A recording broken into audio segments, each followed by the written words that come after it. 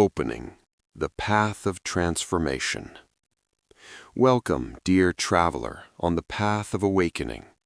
Find yourself in a comfortable place where you can truly rest, where your body can be held and your mind can settle. Take a deep, nourishing breath and release it slowly, letting go of the day that has passed, the concerns that weigh upon you, the endless tasks that call for your attention. Tonight, we embark on a profound journey together, a journey not through space, but through consciousness itself, not through time, but through timeless wisdom, not through doing, but through being. This is a journey that has transformed countless lives across millennia, from ancient monks in mountain temples to modern seekers in bustling cities, from emperors to beggars, from scholars to simple farmers. The teachings you will hear tonight are not mere philosophy to be understood intellectually. They are living wisdom, seeds planted in the soil of your awareness that will grow in their own time, in their own way. Some will sprout immediately, bringing instant clarity.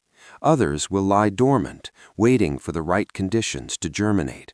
Perhaps weeks, months, or years from now, you'll suddenly understand what these words meant. Do not strain to grasp every concept, to remember every story, to analyze every teaching. Simply receive them as a garden receives rain, openly, without effort, allowing the moisture to sink into the soil where it will nourish whatever is ready to grow. These are teachings that have the power to transform your life completely, not through adding something you lack, but through revealing what you've always had but never noticed. Not through becoming someone new, but through recognizing who you've always been. Not through achieving some distant goal, but through awakening to the perfection of this very moment. Let yourself be open. Let yourself be receptive. Let these ancient stories and profound teachings touch something deep within you, something that remembers truth even when the mind has forgotten it. The journey begins now. Breathe, settle, open to transformation. Part 1. The Nature of Suffering and Freedom. The Parable of the Poisoned Arrow. The Buddha once told a story about a man struck by a poisoned arrow. The man refused to have the arrow removed until he knew who shot it, what type of wood the arrow was made from, what kind of poison was used, why the archer shot him, where the archer came from, and what the archer's intentions were. The Buddha said this man would die before all these questions could be answered. The arrow needed to be removed immediately, regardless of these intellectual questions. A student approached the Buddha with exactly this kind of questioning. Master, before I commit to your path, I need to know, is the universe eternal or not eternal? Is it finite or infinite? Is the soul different from the body? What happens after death? I cannot practice until I understand these things. The Buddha looked at him with deep compassion and told him the story of the poisoned arrow. Then he said, whether the universe is eternal or not eternal, whether it is finite or infinite, there is still birth, aging, death, sorrow, lamentation, pain, grief, and despair. It is the cessation of these that I teach. You are like the wounded man, the Buddha continued. You are suffering right now from confusion, from craving, from fear, from dissatisfaction. The arrow is in your flesh, but instead of removing the arrow, you want to understand everything about how it got there. Meanwhile, the poison spreads. I teach one thing and one thing only, suffering and the end of suffering. This is what is urgent. This is what matters. The philosophical questions you ask, they're interesting to the mind, but they don't remove the arrow, they don't stop the poison, they don't end suffering. The student was taken aback. But surely understanding the nature of reality is important for spiritual development. Understanding that leads to the end of suffering is important. Understanding for its own sake, to satisfy intellectual curiosity while suffering continues, this is not my teaching. I am not a philosopher offering theories about reality. I am a physician offering medicine for suffering.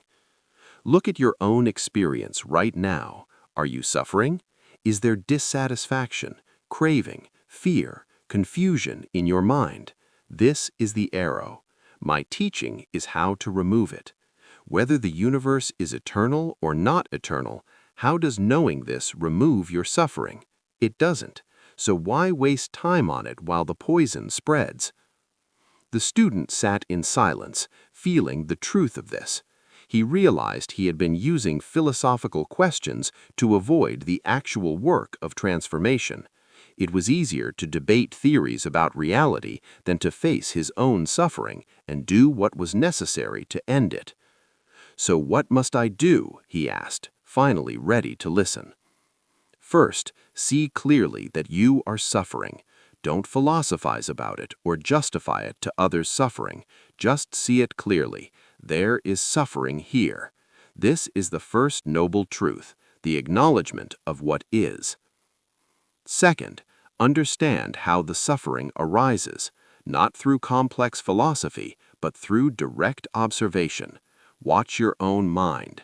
See how craving creates suffering. See how aversion creates suffering. See how ignorance, not seeing things as they are, creates suffering. This is the second noble truth. Third, understand that suffering can end, not by changing external circumstances, not by getting everything you want, but by addressing the causes. When craving ceases, suffering ceases. When aversion ceases, suffering ceases. When you see clearly, suffering ceases. This is the third noble truth. Fourth, practice the path that leads to the end of suffering, not in the future, but now, this very moment, living ethically, developing concentration, cultivating wisdom. This is the fourth noble truth, the practical path. This is all you need to know. This is what is urgent. This removes the arrow. This stops the poison. Everything else is secondary, optional, not urgent. Don't let intellectual questions prevent you from doing what is necessary to end your suffering. The student bowed deeply. He had spent years accumulating questions, using them as a barrier to actual practice. Now he understood. The teaching was simple, direct, practical. Suffering exists. It has causes. It can end. There is a path to its ending. Everything else was distraction. He committed himself to the practice, and within time he discovered that the Buddha was right. As his suffering decreased through practice, the philosophical questions that seemed so urgent simply fell away. They had, he realized, just another form of suffering, the mind's attempt to feel in control through understanding, while the actual experience of life passed by unattended. This teaching of the poisoned arrow is one of the Buddha's most practical and urgent messages. It cuts through all spiritual bypassing, all intellectual avoidance, all the ways we use philosophy and theory to avoid the actual work of transformation. The wounded man represents all of us. We are struck by the arrow of suffering, dissatisfaction, fear, craving, confusion, the sense that something is fundamentally wrong. This is the human condition. The arrow is in our flesh, the poison spreading. But instead of removing the arrow, we ask questions. Why do I suffer? What is the meaning of life? What is the nature of consciousness? Is there a God? What happens after death? These questions are not wrong in themselves, but they don't remove the arrow. They don't stop the poison. They don't end suffering. The Buddhist teaching is radically practical. He's not interested in metaphysics for its own sake. He's interested in one thing only, the end of suffering. His teaching is medicine, not philosophy. It's meant to be applied, not just discussed. The arrow is in your flesh right now. What are you going to do about it? The Four Noble Truths the Buddha outlines are not complex philosophy. They're direct, practical observations. 1. You are suffering. Acknowledge it. 2. Your suffering has causes. Observe them. 3. Suffering can end. Know this is possible. 4. There is a path to ending it. Practice this path. This is transformative not because it's complex, but because it's simple and direct. It cuts through all avoidance and points to what actually matters. Are you suffering? What are you going to do about it? Consider your own life.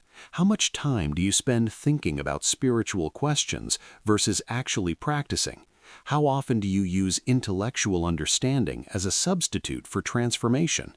How many books have you read, videos watched, teachings heard, while the arrow remains in your flesh?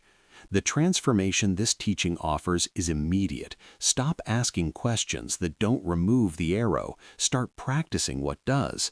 The urgency is now. The suffering is now. The medicine is available now. Take it. Rest in this teaching. Feel where the arrow is in your own life, where suffering persists, and know that the Buddha's teaching is not to understand everything about the arrow, but to remove it, to end the suffering, to be free. This is the path of transformation, practical, direct, urgent, not philosophical speculation, but lived wisdom, not someday, but now. The Zen Master and the Cup of Tea. A university professor came to visit a famous Zen master. The professor was renowned for his intellect, his publications, his theories about Buddhism and enlightenment. He had come to learn from the master, though secretly he believed he already understood most of what there was to know. The master welcomed him warmly and began preparing tea. As they sat together, the professor immediately launched into a lengthy explanation of his understanding of Zen, quoting various texts, citing different schools of thought, demonstrating his vast knowledge. The master listened quietly, nodding occasionally, and began to pour tea into the professor's cup. He poured and continued to pour even as the tea reached the brim of the cup. He kept pouring as the tea spilled over the edge, flowing onto the saucer, then onto the table, then beginning to drip onto the floor. Finally, the professor could contain himself no longer. "Stop! The cup is full. No more will go in." The master stopped pouring and set down the pot. He looked at the professor with gentle, knowing eyes. He said, "Like this cup, you are full of your own opinions, your own ideas, your own speculations and theories. How can I show you Zen unless you first empty your cup?" The professor sat in stunned silence. In that moment he saw the truth. He had come not to learn, but to demonstrate what he already knew. His mind was so full of concepts about Zen that there was no room for the actual experience of Zen. He had mistaken the menu for the meal, the map for the territory, the finger pointing to the moon for the moon itself. "Master," he said humbly, "please teach me how to empty my cup." The master smiled. "You have already begun. Recognizing that your cup is full is the first step towards emptying it. Now, let me ask you, what is Zen?" The professor opened his mouth to answer with his learned explanations, then stopped. He realized that any answer he gave would be more concepts, more ideas, more fullness. Instead, he said, "I don't know." "Excellent," he exclaimed. "Not knowing is the beginning of wisdom. The mind that says, 'I know,' is closed. The mind that says, 'I don't know,' is open. From not knowing, true understanding can arise." "But I have studied for years," the professor protested. "Have I wasted all that time?" "Not wasted, but also not complete. You have accumulated knowledge about Zen, but knowledge about something is not the same as direct experience of it. You can read 1,000 books about swimming, but until you get in the water, you don't know swimming. You can learn every theory about enlightenment, but until you experience it directly, you don't know enlightenment." "How do I move from knowledge to experience?" the professor asked. "By emptying your cup. When you read the texts, let them go after reading. When you hear a teaching, let it settle into your being rather than storing it in your mind as information. When you think you understand something, question that understanding. Always maintain beginner's mind, the mind that is open, curious, empty enough to receive. The professor stayed with the master for many months. He had to unlearn as much as learn. Every time he thought he had grasped something, the master would show him he was just filling his cup again with new concepts. The practice was not accumulation, but emptying, not knowing, but not knowing. Gradually, something shifted. His mind became more spacious, less cluttered with theories and opinions. He began to experience moments of direct seeing, not understanding through concepts, but perceiving directly, immediately. These moments were brief at first, but they showed him the difference between knowledge about reality and direct experience of reality. One day, drinking tea with the master, the professor had a sudden realization. He wasn't thinking about the tea, analyzing its flavor, comparing it to other teas he'd had. He was just drinking tea. The tea, the drinking, the awareness of it, all one experience, undivided by concepts. This was Zen, not a theory, not an idea, but direct, immediate experience. He laughed with joy. The master laughed with him. No words were needed. The cup was empty, and for the first time, real understanding could enter. When the professor finally returned to his university, his teaching changed completely. He still shared information and concepts, that was his role, but he emphasized direct experience over intellectual understanding. He would tell his students, "Don't believe what I say. Don't just accumulate more concepts. Empty your cup. Experience directly. The finger pointing to the moon is not the moon. Don't mistake my words for the truth they point to." And he would often tell the story of his first meeting with the Zen master, of the tea overflowing from the full cup, of how that simple demonstration transformed his entire understanding. "The most important lesson I ever learned," he would say, "was that I needed to unlearn, to empty, to create space. Truth cannot enter a mind already full of ideas about truth." This famous Zen story addresses one of the fundamental obstacles to transformation. The mind that is already full cannot receive anything new. This applies not just to intellectual knowledge, but to all the ways we fill ourselves with beliefs, opinions, assumptions, certainties. The professor represents the mind that has accumulated vast knowledge but has no direct experience. This is extremely common in spiritual seeking. We read books, attend lectures, learn concepts and theories, and we mistake this accumulation for actual transformation. But knowledge about transformation is not transformation. Understanding the concept of peace is not peace. The overflowing cup is a perfect metaphor. When your mind is full of what you already know or think you know, there's no room for anything new to enter. The tea of direct experience cannot fill a cup that's already full of concepts about experience.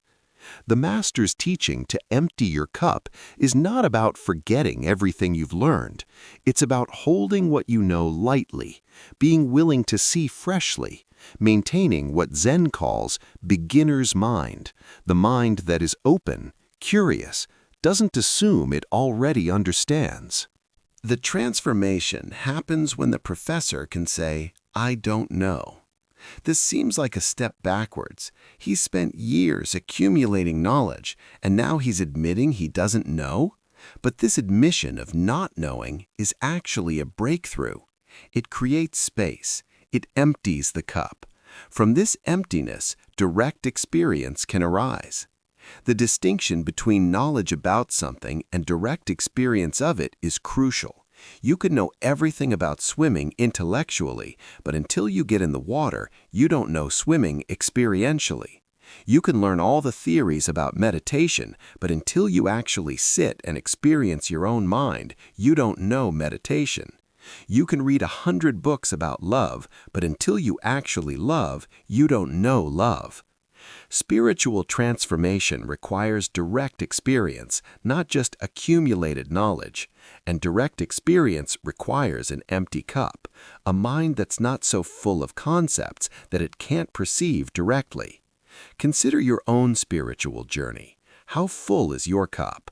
How much have you accumulated? Beliefs, concepts, ideas, opinions about spirituality? Are you carrying this weight of accumulated knowledge, or are you empty enough to experience directly? The practice of emptying your cup is ongoing. It's not something you do once. Every time you think you understand something, question it. Every time you accumulate new concepts, let them go. Keep returning to not knowing, to direct experience, to beginner's mind. This teaching is transformative because it shifts the focus from accumulation to emptying, from knowing to not knowing, from concepts to direct experience. And in this shift, real transformation becomes possible. Rest in not knowing. Empty your cup. Create space for direct experience rather than more concepts. This is the path of transformation, not through adding more knowledge, but through emptying yourself to receive direct truth. The story of the two monks and the woman. Two monks were traveling together, an older monk and a younger one. They came to a river with a strong current. Standing at the edge was a young woman in fine clothes, clearly afraid to cross on her own. Without hesitation, the older monk picked up the woman and carried her safely across the river. He set her down on the other side, and the monks continued their journey. The younger monk was shocked. He knew their monastic vows forbade touching women, but he said nothing as they walked. An hour passed in silence, then 2 hours. The younger monk was churning inside, unable to let go of what he had witnessed. Finally, after 4 hours of silence, the younger monk couldn't contain himself no longer. "Brother," he burst out, "how could you do that? You know we are not permitted to touch women. You broke your vows. You have compromised your practice." The older monk looked him calmly and replied, "I set the woman down hours ago. Why are you still carrying her?" This simple story contains profound teachings about the nature of mind, attachment, and the difference between action and rumination. The younger monk was carrying the woman not physically, but mentally. Hours after the event had ended, he was still replaying it, judging it, creating suffering around it. The event itself, the older monk carrying the woman across the river, lasted perhaps 2 minutes, but the younger monk's mental carrying of the event had lasted hours and would likely continue for days. This is how the untrained mind creates suffering. Something happens, an event, an interaction, a mistake, and then we carry it endlessly in our minds. We replay it, analyze it, judge it, build stories around it. The event is over, but we keep it alive through constant mental rumination. The older monk's response reveals the difference between action and attachment. He performed an action, carrying the woman across the river. The action arose from compassion, she needed help, was appropriate to the situation, and then was complete. He didn't attach to it. He didn't build a story about it. He didn't worry about whether he had done the right thing. He acted and let go. But the younger monk couldn't let go. He attached to the event, creating suffering not from the action itself, but from his relationship to it. His mind churned with judgment, with concern about rules, with worry about what this meant. The woman was long gone, but in his mind he was still carrying her.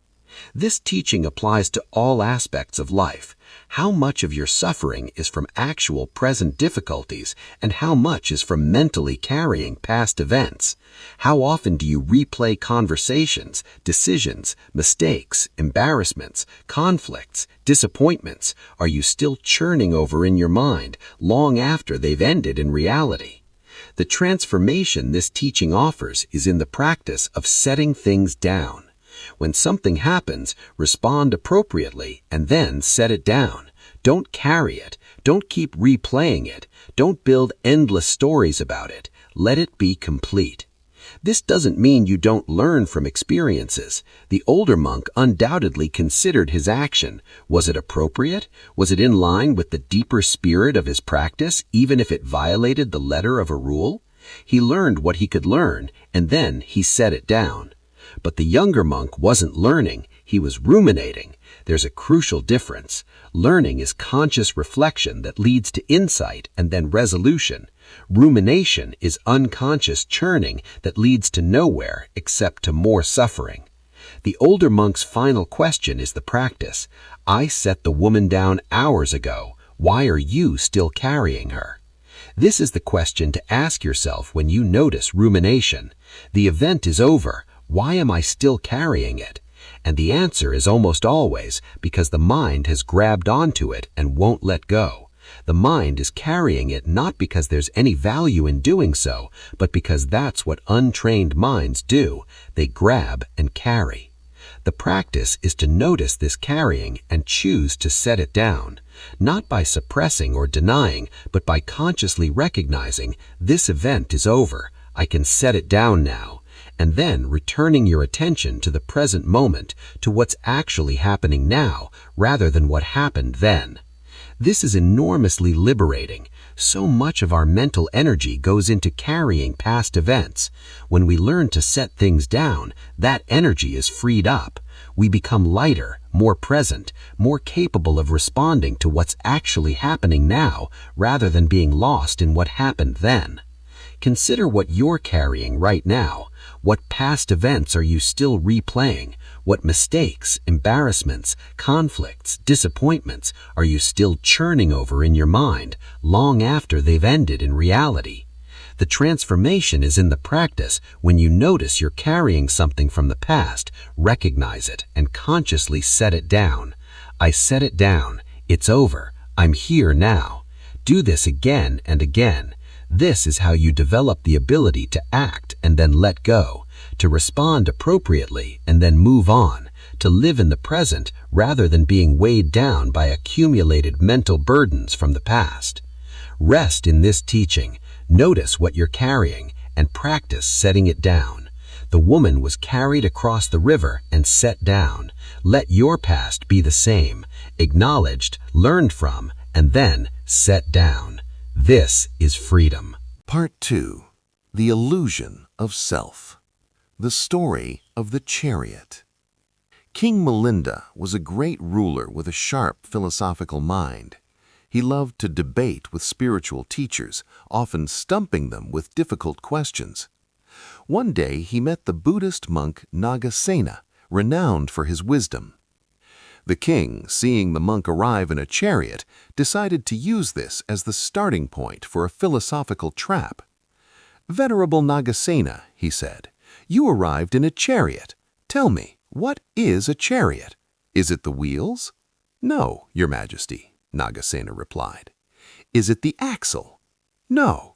"The chassis? The reins? The yoke? The horse? What is the chariot?" Nagasena patiently answered no to each question. The king became frustrated. "Then there is no chariot. You have deceived me by arriving in something that doesn't exist." Nagasena smiled. "Your Majesty, you were looking for the chariot in the wrong way. The chariot is not any single part, nor is it something separate from all the parts. The word chariot is a conventional designation for a collection of parts arranged in a particular way. When the parts are assembled correctly, we call it a chariot. When they're disassembled, we no longer use that word. The chariot doesn't exist as a separate, independent thing. It's a useful label for an arrangement of parts." The king nodded slowly, beginning to understand. "Now, Your Majesty," Nagasena continued, "let me ask you the same question about yourself. You call yourself King Milinda. Is this body King Milinda?" "Well," the king hesitated. "Is it your hair? Your teeth? Your skin? Your organs? Your bones? Where is this King Milinda?" The king was silent. "Is King Milinda your thoughts? But thoughts arise and pass away constantly. Which thought is King Milinda? Is it your memories? But memories change and fade. Is it your personality? But that shifts over time. Where is this permanent, unchanging King Milinda?" The king sat in stunned silence. Nagasena continued gently. "Just as chariot is a convenient label for a collection of parts, King Melinda is a convenient label for a collection of constantly changing physical and mental phenomena. There is no permanent, unchanging self called King Melinda. There's only this flow of experience, this constant arising and passing of physical sensations, thoughts, feelings, perceptions. We call this flow King Melinda for the sake of convenience, but don't mistake the label for some permanent thing. "But I experience myself," the king protested. "I know I exist." Experience happens. Awareness is present. But is there a separate you experiencing it, or is there just experience occurring? Look carefully. When you look for the experiencer apart from the experience, can you find it? The king looked inward. He found thoughts, but were those him? He found sensations, but were those him? He found feelings, but were those him? Everything he looked at was experience, but he couldn't find an experiencer separate from the experience. He couldn't find a King Melinda apart from the flow of changing phenomena. This is the teaching of anatta, not self. We habitually believe we are a solid, permanent, separate self, but when we look carefully, we cannot find such a self. What we find is a constantly changing process, thoughts arising and passing, sensations coming and going, feelings shifting, perceptions changing. We call this process me or I, and we reify it. We make it into a thing, but it's not a thing. It's a process, an event, a happening. This is not meant to be depressing or nihilistic. It's actually incredibly liberating. Most of our suffering comes from trying to protect, promote, and satisfy this imaginary separate self. We're constantly asking, what does this mean for me? How does this affect me? What do I get out of this? This constant self-reference creates suffering. When you see through the illusion of a separate, permanent self, this suffering decreases. You still function, you still make choices, have preferences, interact with the world, but you're no longer enslaved by the constant needs and fears of an imaginary self. The teaching is to look for yourself, not to believe this intellectually, but to investigate directly. When you're experiencing something, can you find an experiencer separate from the experience? When you're thinking, can you find a thinker separate from the thought? When you're aware, can you find an awarer separate from the awareness? This investigation is transformative because it reveals what's actually true rather than what you've assumed is true. And what you discover, that there is no separate permanent self to defend or promote, is profoundly liberating. Consider, how much of your suffering comes from self-concern, from worrying about your reputation, your image, your status, your success, your failure? How much mental energy goes into, what will people think of me? How do I look? Am I good enough? Am I better than them? All of this suffering is based on the assumption of a separate self that needs defending and promoting. When you investigate and can't find such a self, this whole structure of suffering begins to crumble. This doesn't happen overnight. The belief in a separate self is deep and habitual. But the practice is to keep looking, keep investigating. When you notice self-concern arising, ask, who is this me I'm concerned about? Can I actually find this self I'm trying to protect? Rest in this investigation. You don't need to believe the teaching intellectually, just look. Look for yourself carefully, thoroughly, and notice what you actually find versus what you've assumed was there. This looking is transformative. This seeing is liberation. The monk who lost his head. There was once a monk who became convinced that his head had fallen off. Despite being able to see, hear, and function normally, he was absolutely certain that he no longer had a head. This delusion caused him enormous distress. His teacher tried reasoning with him. Can you see? Then you must have eyes. Can you hear? Then you must have ears. Can you smell? Then you must have a nose. If you have eyes, ears, and nose, surely you must have a head. But the monk was unconvinced. Yes, I can see and hear and smell, but I have no head. I don't know how it's possible, but I know my head is gone. The teacher brought a mirror, but when the monk looked in it and saw his head clearly reflected, he said, "That's just a trick of the mirror. I know my head is gone." The teacher tried different approaches, having people touch the monk's head, having him touch it himself, but nothing worked. The monk's delusion was complete and impervious to evidence. Finally, the teacher tried something different. He said, "You're right, your head is gone. And you know what else? You never had a head to begin with. None of us do." The monk was startled. "What do you mean?" "This thing we call head," the teacher explained, "is just a concept, a label we give to a collection of parts, skull, brain, sense organs. But where is the head separate from these parts? It doesn't exist as a separate thing. It's like saying the chariot is gone. There was never a separate thing called chariot, only parts we labeled as such." Similarly, the teacher continued, "This thing you think you've lost, the self, the I, it was never there to begin with. You didn't lose something real. You're just seeing clearly now that what you thought was real never existed." The monk sat with this teaching, and slowly something shifted. He had been distressed because he believed he had lost something important. But if there was never a separate self or head to begin with, if these were just concepts, labels, conventions, then what had he lost? Nothing. There was never anything to lose. The delusion didn't disappear immediately, but its power over him decreased. Whether he had a head or not seemed less urgent when he realized that head was just a label anyway, not a real independent thing.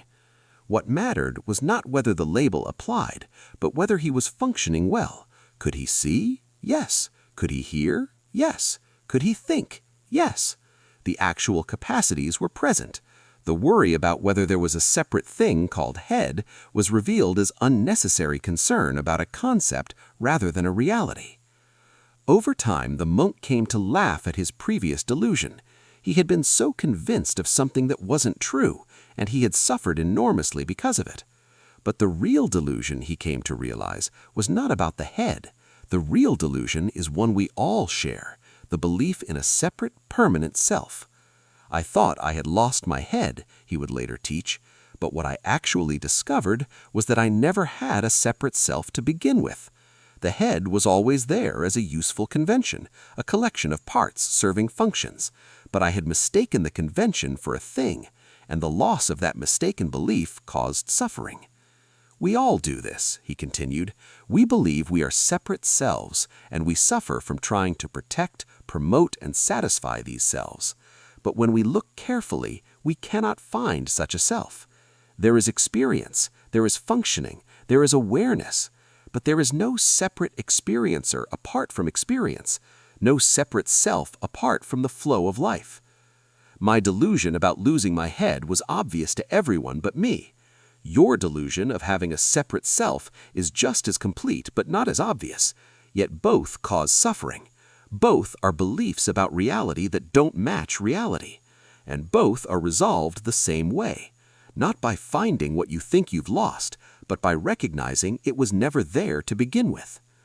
This story, while seemingly strange, points to the fundamental human delusion, the belief in a separate self. The monk's conviction that he had no head, despite all evidence, is meant to mirror our own conviction that we are separate selves, despite the evidence. Just as the monk couldn't see his own head directly, you can't see your own head without a mirror, we can't find the separate self we think we are. And just as the monk's inability to see his head convinced him it wasn't there, our inability to find a separate self should suggest to us that it isn't there either. The teacher's final approach is the correct one. Don't try to prove the head exists or that the self exists. Instead, examine what head or self actually means. It's a concept, a label, a useful designation for a collection of parts and functions, but it's not a thing in itself. The transformation comes from recognizing that what you think you are, a separate, permanent self, is actually a concept, not a reality. You're not losing anything real when you see through this. you're just correcting a misunderstanding about reality. The monk's discovery that what mattered was not the concept head, but the actual functions, seeing, hearing, thinking, is important. Similarly, what matters is not whether you have a permanent separate self, but whether you're functioning well. Are you aware?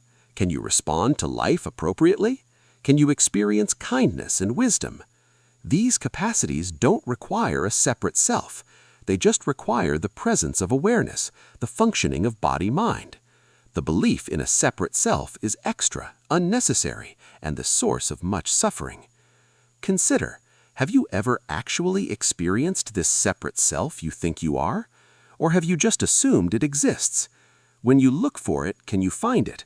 Or do you just find experience, awareness, the flow of life? The teaching is not to believe intellectually that you have no self. It's to look carefully and see what you actually find. And what you find, or rather don't find, is transformative. The separate self you've been trying to protect and promote all your life isn't there. It never was. This recognition is not a loss, but a liberation. Rest in this investigation. Look for yourself carefully, not with the assumption that you'll find a self, but with genuine curiosity about what's actually there. And notice what this looking reveals. This is the path of transformation, from delusion to reality, from suffering to freedom. Part 3. The Practice of Compassion. The Story of Kisa Gotami. Kisa Gotami was a young mother whose only child, a beloved son, suddenly died. Overcome with grief, she could not accept his death. She carried his body through the streets, asking everyone she met if they had medicine to bring her son back to life. People thought she had gone mad with grief. Some pitied her, others avoided her, but no one could help her. Finally, someone suggested she go see the Buddha, who was teaching in the area. Kisa Gotami went to the Buddha, laid her dead child at his feet, and begged, "Please, Blessed One, I have heard you have great powers and wisdom. Please give me medicine to revive my son." The Buddha looked at her with infinite compassion. He did not tell her that her son was dead and she must accept it. He did not explain the nature of impermanence. Instead, he said gently, "I can help you, but first you must bring me something. Go to the city and bring me a mustard seed from a house where no one has ever died." Kisa Gotami felt hope surge in her heart. A mustard seed, such a simple thing. She would find it quickly and her son would be restored. She thanked the Buddha and hurried to the city. She went to the first house and knocked. "Please, can you give me a mustard seed? The Buddha needs it to make medicine for my son." "Of course," they said, and brought her mustard seeds. But then she remembered the Buddha's condition. "Has anyone died in this house?" "Oh yes," they said sadly. "My father died just last year. We still mourn him." This house would not do. Kisa Gotami went to the next house, and the next, and the next. Every house had mustard seeds, but every house had also experienced death, a parent, a child, a sibling, a spouse. Some were recent, some long ago. Some had lost many family members, but there was not a single house untouched by death. As the day wore on and Kisa Gotami went from house to house, something began to shift in her. She heard story after story of loss and grief. She saw that she was not alone in her suffering. Death and loss were universal human experiences. Every family had known this pain. Every person had lost someone they loved. By evening, Kisa Gotami had not found a house untouched by death, because no such house existed. And in this realization, her heart broke open in a different way. She finally accepted that her son was dead, that this was the nature of life, birth and death, meeting and parting, gaining and losing. She carried her son's body to the cremation ground and performed the last rites. Then she returned to the Buddha. "Did you bring the mustard seed?" the Buddha asked gently, though he already knew the answer. "No, Blessed One," Kisa Gotami said, "I could not find a house untouched by death. I thought I alone suffered this loss, but I see now that death comes to all. Birth and death are the way of all living things." "Yes," the Buddha said, "this is the truth. Everyone you love will die. Everyone who loves you will die. You yourself will die. This is not a curse or a punishment. This is simply the nature of life. The question is, will you let this truth crush you, or will you let it open your heart to compassion for all beings who share this fate?" Kisa Gotami bowed to the Buddha. Through her grief, she discovered a profound truth. She had experienced not only her own suffering, but the suffering of all beings. Her heart, broken by personal loss, became vast enough to hold the sorrow of the world. She became one of the Buddha's disciples and eventually attained enlightenment. In her teaching, she would often tell her own story, saying, "I thought I was the only one suffering, the only one who had lost a child. But when I looked, I saw that loss is universal. Everyone suffers. Everyone loses what they love. This understanding didn't take away my pain, but it transformed my relationship to it. My personal grief became a doorway to universal compassion. The Buddha didn't give me what I asked for. He gave me something better. He showed me that I am not alone in suffering, that my pain connects me to all beings rather than separating me. He showed me that the same heart that can break with personal loss can expand to hold the suffering of all beings with compassion. This is the transformation suffering can bring," she taught. "It can make you bitter, contracted, focused only on your own pain, or it can break you open, expand your heart, awaken compassion for all who suffer. The difference is in how you hold the suffering, as something that isolates you or as something that connects you to all life." Many people who heard her teaching found their own suffering transformed. They realized they were not alone, that their pain was part of the human condition, that their broken hearts could become sources of compassion rather than bitterness. This story of Kisa Gotami is one of the most beautiful and profound in all of Buddhist literature. It teaches about grief, impermanence, and the transformation of personal suffering into universal compassion. When you realize that everyone suffers, that everyone experiences loss, that everyone struggles, this doesn't minimize your pain, but it changes your relationship to it. You're not special in your suffering. You're human. And this commonality can be a source of connection rather than isolation. The Buddha's teaching that everyone you love will die, everyone who loves you will die, you yourself will die, might seem harsh, but it's not meant to be depressing. It's meant to be realistic. Impermanence is not a punishment. It's simply the nature of existence. Everything that arises will pass away.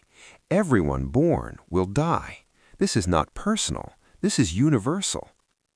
And when you truly accept this, not just intellectually but in your bones, something profound shifts. You stop fighting against the fundamental nature of reality. You stop expecting permanence in an impermanent world. And paradoxically, this acceptance allows you to appreciate life more fully, to love more deeply, precisely because you know it won't last forever. Consider your own losses, your own griefs. Have they made you bitter and contracted, or have they opened your heart to the suffering of others? When you see someone else grieving, do you connect to your own losses and feel compassion, or do you shut down to avoid feeling? The transformation Kisa Gotami experienced is available to everyone. Personal suffering can become a teacher of compassion. Your broken heart can become more capacious, more able to hold the suffering of others. This doesn't make the pain go away, but it changes what it means. Rest in this teaching. If you carry grief or loss, know that you are not alone. Every human being shares this experience with you. Your suffering connects you to all beings. And from this connection, compassion naturally arises, not as something you force, but as the natural expression of a heart broken open rather than closed down. The Buddha's approach is masterful. He doesn't argue with Kisa Gotami's grief or try to convince her intellectually that her son is dead. He gives her an impossible task that will lead her to discover the truth herself. This self-discovery is far more powerful than any explanation could be. As Kisa Gotami goes from house to house, she discovers that death is universal. No family has been spared. Everyone has lost someone. This realization is initially devastating. If death is universal, then there is no escape from it. But it's also liberating. If death is universal, then she is not alone in her suffering. The transformation happens when personal suffering becomes a doorway to understanding the suffering of all beings. Kisa Gotami's heart, broken by the loss of her son, becomes vast enough to hold the sorrow of everyone she meets. Her grief, which had made her feel isolated and alone, now connects her to all of humanity. This is one of Buddhism's core teachings. Personal suffering can be transformed into compassion. Your pain can make you bitter and contracted, or it can break you open and make you more compassionate. The difference is in whether you see your suffering as unique and isolating, or as universal and connecting. The monk who tended the garden. There was a monk who tended the monastery garden with extraordinary care. He treated every plant with attention and love, watering them carefully, removing weeds gently, ensuring each plant had what it needed to thrive. The garden flourished under his care and became known throughout the region for its beauty. One day, a terrible storm came through. Wind tore branches from trees, hail battered the flowers, rain flooded the vegetable beds. By morning, the garden was devastated. Months of careful work appeared to be destroyed. The other monks expected the gardener to be distraught. They came to console him, to help clean up the damage. But they found him calmly assessing what had survived, what could be saved, what needed to be replanted. "Brother, aren't you upset?" one monk asked. "Your beautiful garden is ruined." The gardener looked up with peaceful eyes. "Upset? Why would I be upset? I care for the garden with all my heart, but I don't own it. The garden was never mine to keep. It was always subject to conditions, weather, seasons, time. A storm came. This is nature. The garden responds as gardens do." "But you worked so hard," another monk protested. "All that effort destroyed in one night." "Was it destroyed?" the gardener asked gently. "The effort I put in, did that disappear? The love I gave, is that gone? The care I practiced, has that been destroyed? Or is it only the form that has changed?" He gestured to the garden. "This damage looks like destruction from one perspective, but from another perspective, it's transformation. The broken branches will become mulch. The fallen flowers will decompose and nourish the soil. New growth will come, different from before, but no less beautiful. Death feeds life. Endings create beginnings. This is the way of things. I tended this garden not to create something permanent, but to practice love and care in action. The garden was my teacher, constantly showing me impermanence, constantly requiring me to let go of attachment to outcomes. I create beauty knowing it will change. I give care knowing I can't control results. This is the practice." The monks were quiet, taking in his words. Then one asked, "So you don't feel sad at all? Don't you care what happened?" "I feel what I feel," the gardener replied. "There is sadness seeing plants damaged. There is disappointment that the beautiful flowers are gone. These feelings are natural. But I don't add suffering to these feelings by wishing things were different, by fighting against what is, by telling myself it shouldn't have happened. The storm came. The garden changed. These are facts. My feelings about them are also facts. I allow both to be there without resistance. Now, he said, standing up, there is work to do, not because I can restore what was, that's impossible, but because there is a garden here that needs care, and I can give that care. Not attached to outcomes, not demanding permanence, just doing what's mine to do with what's in front of me. Over the following weeks, the monks watched as the gardener worked to restore the garden. He did it with the same care and attention as before, but with a lightness they hadn't seen previously. He wasn't trying to make the garden exactly as it had been. He was responding to what was, working with what survived, planting anew where things had died. The garden that emerged was different from before. Some areas were sparser, some had new plantings. The overall design had changed in response to the storm's impact, but it was beautiful in its own way, perhaps even more beautiful for incorporating the changes rather than fighting against them. A student asked the gardener which garden was more beautiful, the one before the storm or the one after. The gardener laughed. This is like asking which season is most beautiful. Each has its own perfection. The garden before the storm was beautiful. The garden after the storm is beautiful. To compare them is to miss the point. Each moment the garden is what it is, responding to conditions, changing, living, dying, being born again. This constant change is the garden's nature, and it's beautiful not despite the change, but because of it. Years later, when teaching younger monks about gardening, this monk would say, "Tend the garden with full devotion, but hold your creations lightly. Pour your heart into the work, but release attachment to outcomes. Love what you create, but don't cling to it.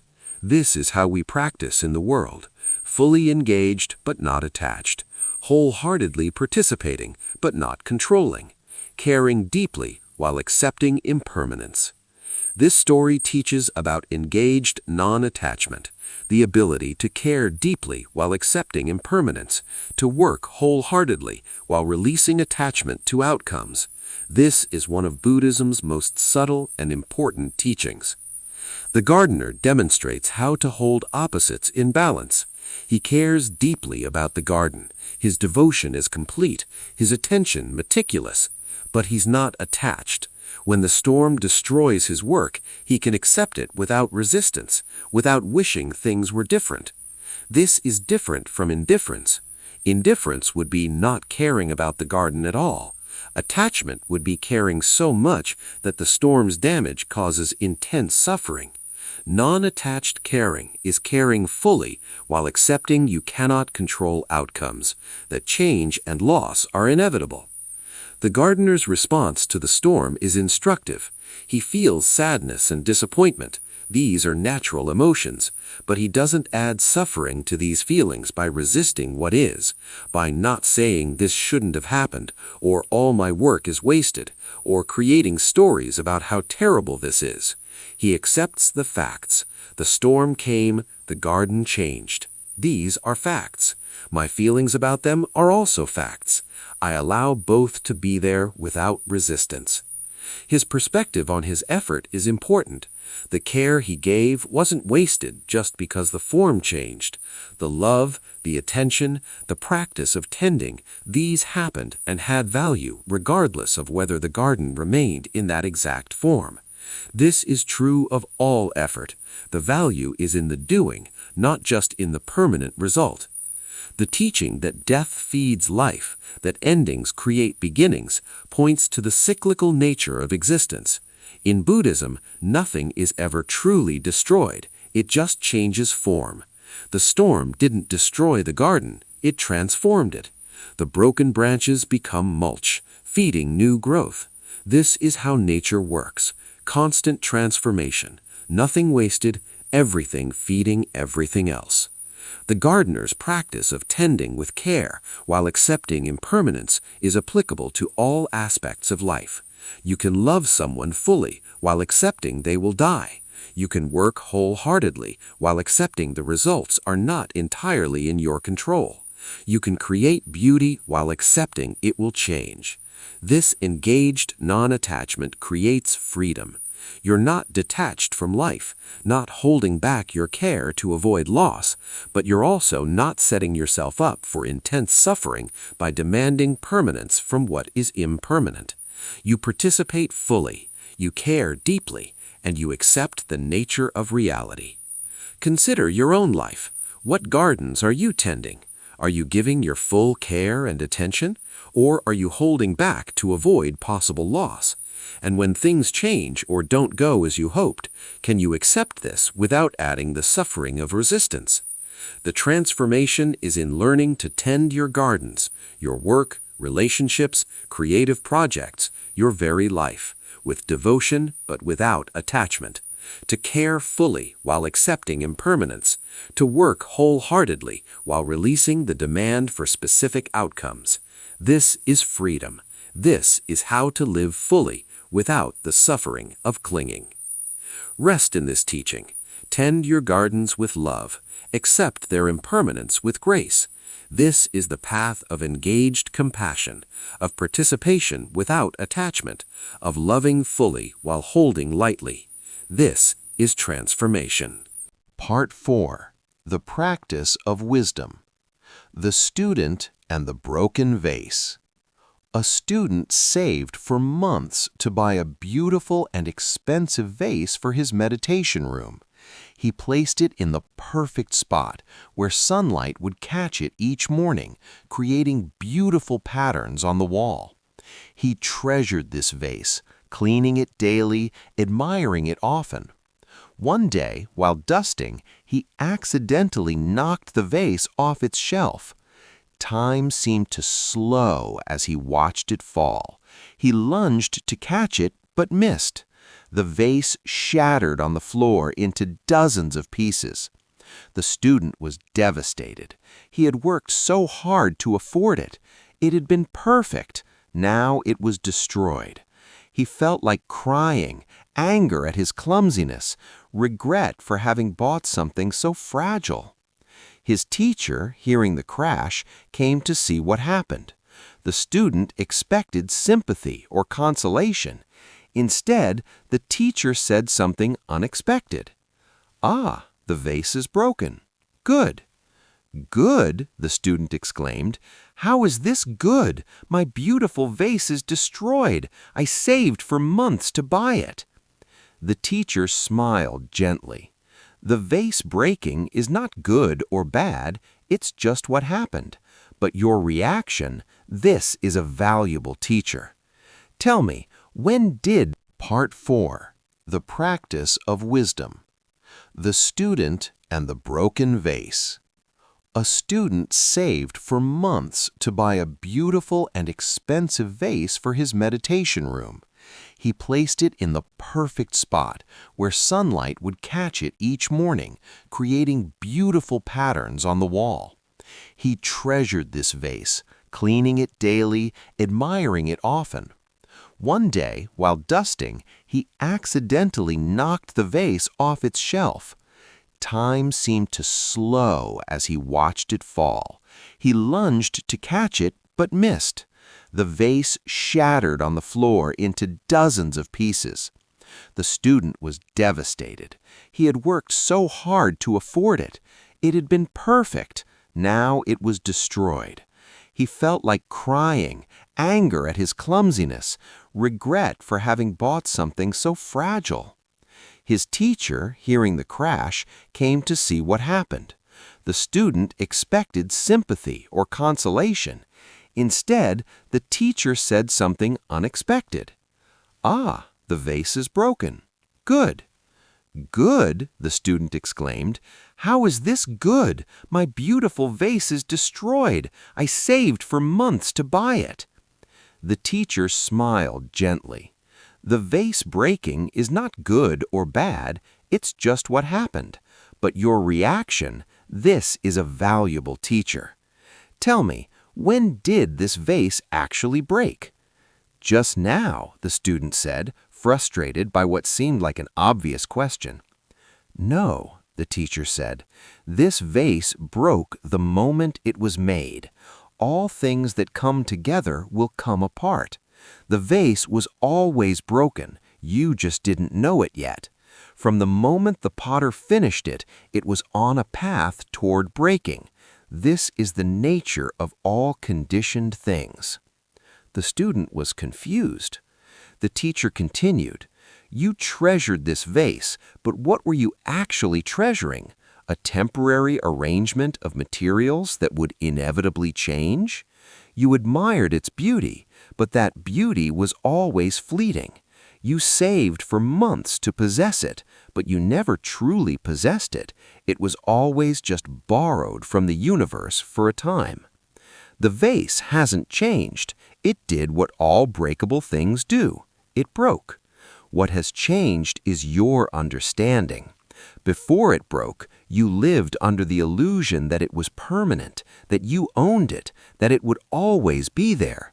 Now the illusion is shattered along with the vase." "So the breaking is a teaching?" the student asked. "Everything is a teaching if you can see it," the teacher replied.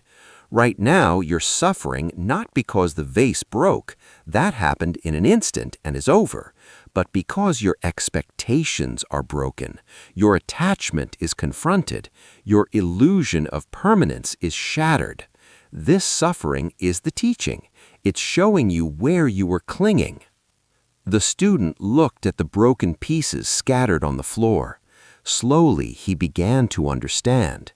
He had been clinging not just to the vase, but to an idea that beautiful things could be kept, that what he loved wouldn't change, that he could create permanence through careful maintenance.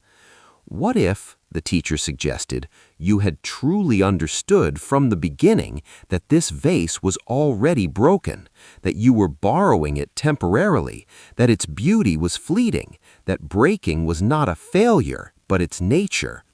How would you have related to it differently?" The student thought about this. "I think I would have appreciated it more.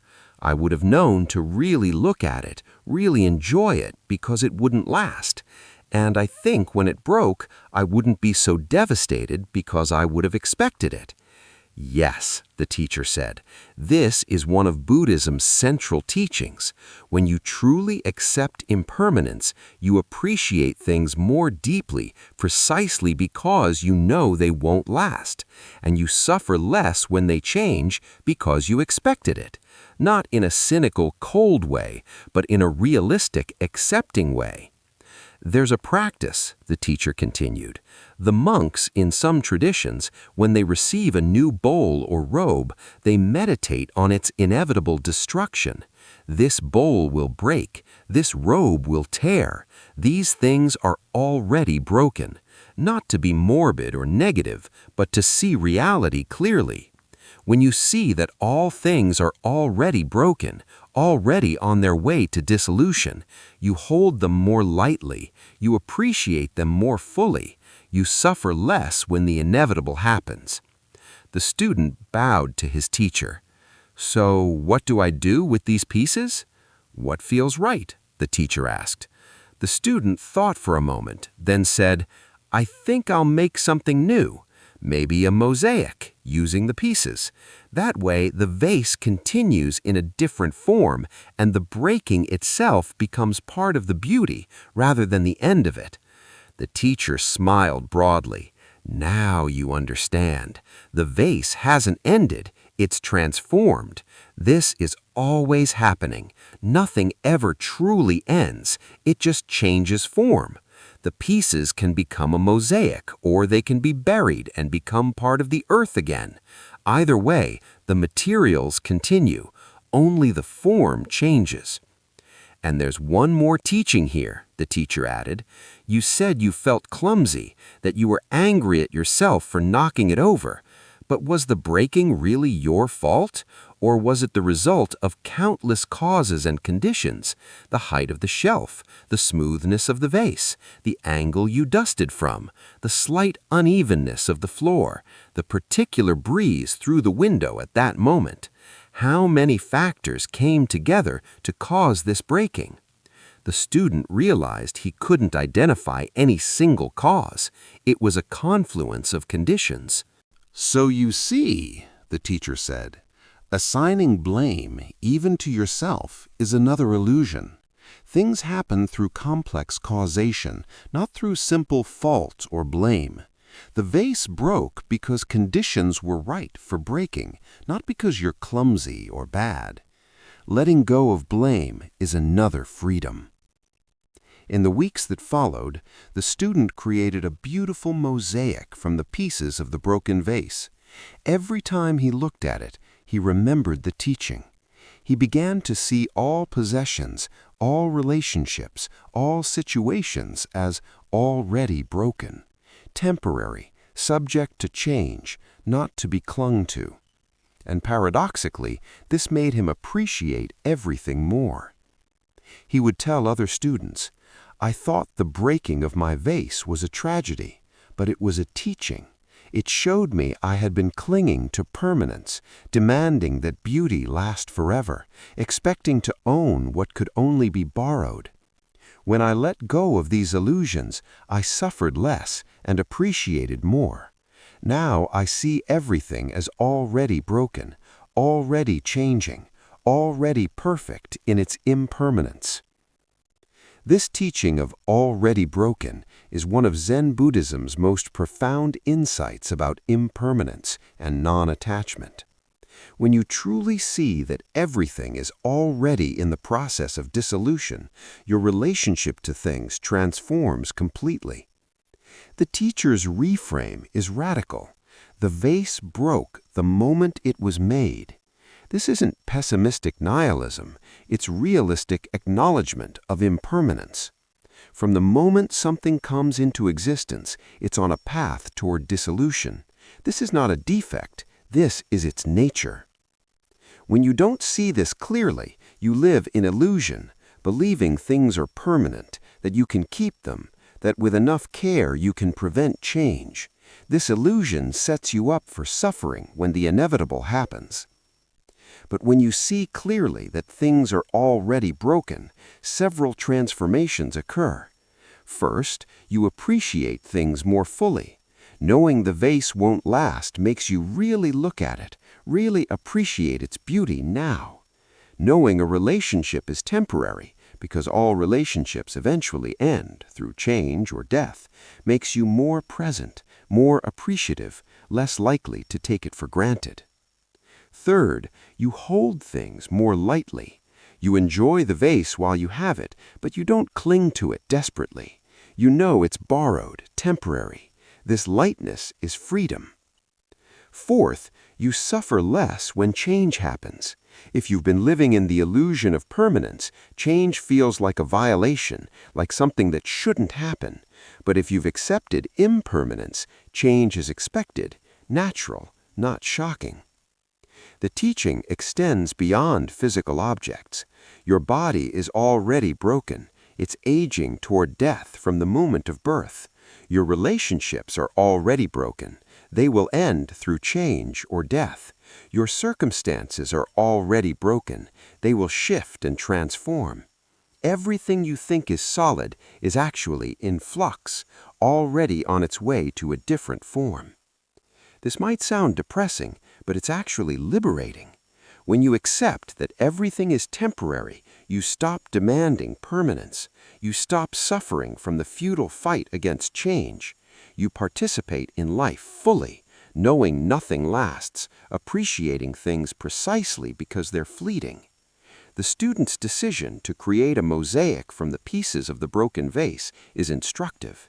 Nothing is ever truly destroyed. It just changes form. The vase breaks, but the materials continue. They can become a mosaic or soil or something else. This is the Buddhist understanding of existence. Constant transformation, nothing wasted, everything flowing into everything else. The teaching about blame is also important. The breaking wasn't anyone's fault. It happened through complex causation, countless conditions coming together. Most things in life are like this. Blame oversimplifies. Understanding causation frees you from blame without absolving responsibility. Consider what you're holding as if it were permanent. Your possessions, your body, your relationships, your circumstances, your life itself. Can you see these as already broken, temporary, borrowed, subject to change? Can you appreciate them more fully because you know they won't last? Can you hold them more lightly because you accept their impermanence? This is transformative wisdom. It doesn't make you detached from life. It makes you more fully present, more appreciative, more capable of loving deeply while holding lightly. You participate fully, knowing nothing lasts. You appreciate deeply, knowing change is certain. You love completely, knowing loss is inevitable. Rest in this teaching. Everything is already broken, not tragically, just realistically. Accept this, and you suffer less, appreciate more, hold more lightly, and paradoxically, live more fully. This is wisdom. This is transformation. Part 5. Living the Dharma. The Businessman's Transformation. There was a successful businessman who attended a meditation retreat. He came primarily for stress relief. His work was intense, his mind constantly racing with decisions, strategies, concerns. He hoped meditation would help him relax and perhaps improve his performance. The retreat was challenging. Sitting still was difficult. His mind wouldn't quiet down. He kept thinking about work, making mental notes of things to do, planning his next moves. He was frustrated. Wasn't meditation supposed to be relaxing? On the third day, the teacher gave a talk about right livelihood, the Buddhist teaching that your work should not cause harm to yourself or others. The businessman felt suddenly uncomfortable. His company was successful, but he knew that some of their practices were questionable. They weren't illegal, but they maximized profit at the expense of workers, communities, and the environment. He had always justified this as just business. Everyone did it. It was necessary to compete. Profit was the only measure that mattered. But listening to the teaching on right livelihood, something began to crack in his defenses. That evening, instead of thinking about work strategies, he found himself genuinely questioning, is what I do causing harm? The answer, when he was honest with himself, was yes. The low wages, the exploitation of workers, the environmental damage, the aggressive tactics to destroy competitors, all of this caused harm. He had known it intellectually, but he had never let himself really feel it. Now, in the quiet of meditation, with nowhere to hide from himself, he felt it. He felt the suffering his company was causing. He felt the weight of his choices, and he realized he couldn't continue as before. After the retreat, he returned to work transformed. He called a meeting with his senior team and said something none of them expected. We need to change how we do business. Our current practices are harming people and the planet, and I can't participate in that anymore. His team was shocked. But we're successful. We're making money. If we change, we might lose competitive advantage. Then we lose it, he said quietly.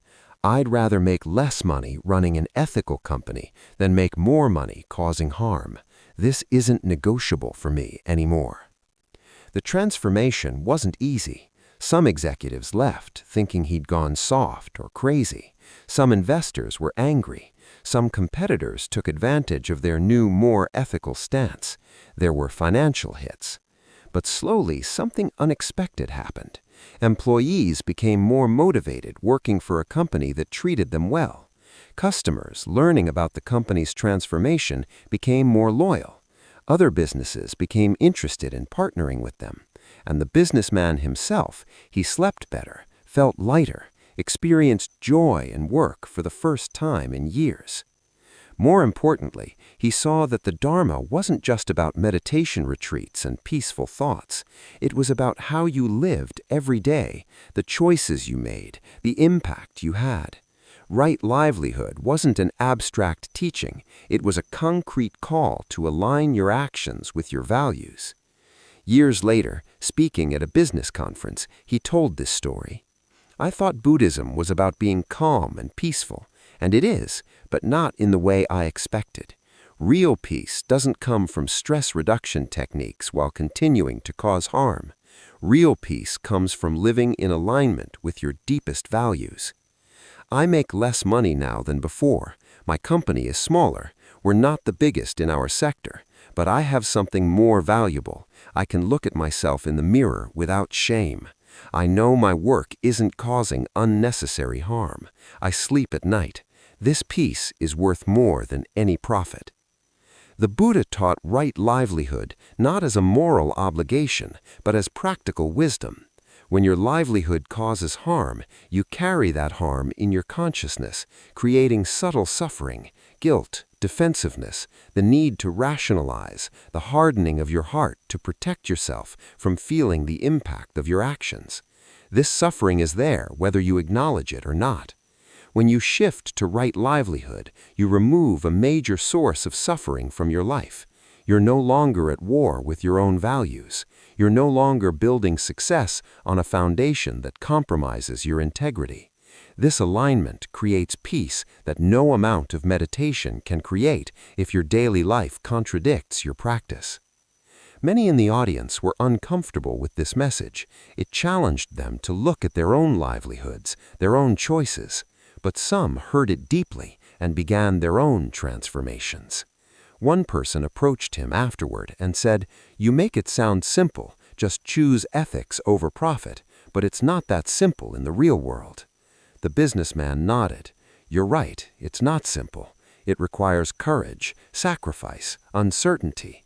But the question is, what is the cost of living out of alignment with your values? What does it do to your soul to build success through harm?" For me, that cost became unbearable. The external challenges of transformation were difficult, but they were less painful than the internal suffering of living in contradiction to my deepest understanding. This story brings Buddhist teachings into the realm of daily life and work. Many people compartmentalize. They practice meditation in one area of their life, while their actions in other areas contradict their stated values. But real transformation integrates practice into all aspects of life. The businessman's initial approach to meditation is common, treating it as a stress reduction tool while continuing behaviors that create stress at a fundamental level. He wanted the benefits of peace without addressing the sources of his inner conflict. The teaching on right livelihood cracked through his defenses. Right livelihood is one of the components of the Eightfold Path, the teaching that your work should not cause harm to yourself or others. This isn't just a moral teaching, it's practical wisdom. When your livelihood causes harm, you carry that harm in your consciousness, creating subtle suffering, guilt, defensiveness, the need to rationalize, the hardening of your heart to protect yourself from feeling the impact of your actions. This suffering is there whether you acknowledge it or not. When you shift to right livelihood, you remove a major source of suffering from your life. You're no longer at war with your own values. You're no longer building success on a foundation that compromises your integrity. This alignment creates peace that no amount of meditation can create if your daily life contradicts your practice. Many in the audience were uncomfortable with this message. It challenged them to look at their own livelihoods, their own choices. But some heard it deeply and began their own transformations. One person approached him afterward and said, "You make it sound simple, just choose ethics over profit, but it's not that simple in the real world." The businessman nodded. "You're right, it's not simple. It requires courage, sacrifice, uncertainty. But the question is, what is the cost of living out of alignment with your values? What does it do to your soul to build success through harm?" For me, that cost became unbearable. The external challenges of transformation were difficult, but they were less painful than the internal suffering of living in contradiction to my deepest understanding. This story brings Buddhist teachings into the realm of daily life and work. Many people compartmentalize. They practice meditation in one area of their life, while their actions in other areas contradict their stated values. But real transformation integrates practice into all aspects of life. The businessman's initial approach to meditation is common, treating it as a stress reduction tool while continuing behaviors that create stress at a fundamental level. He wanted the benefits of peace without addressing the sources of his inner conflict. The teaching on right livelihood cracked through his defenses. Right livelihood is one of the components of the Eightfold Path, the teaching that your work should not cause harm to yourself or others. This isn't just a moral teaching, it's practical wisdom.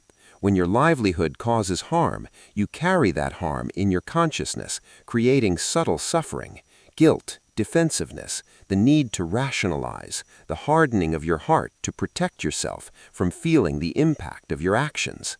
This suffering is there whether you acknowledge it or not. When you shift to right livelihood, you remove a major source of suffering from your life. You're no longer at war with your own values. You're no longer building success on a foundation that compromises your integrity. This alignment creates peace that no amount of meditation can create if your daily life contradicts your practice. Many in the audience were uncomfortable with this message. It challenged them to look at their own livelihoods, their own choices. But some heard it deeply and began their own transformations. One person approached him afterward and said, "You make it sound simple, just choose ethics over profit, but it's not that simple in the real world." The businessman nodded. "You're right, it's not simple.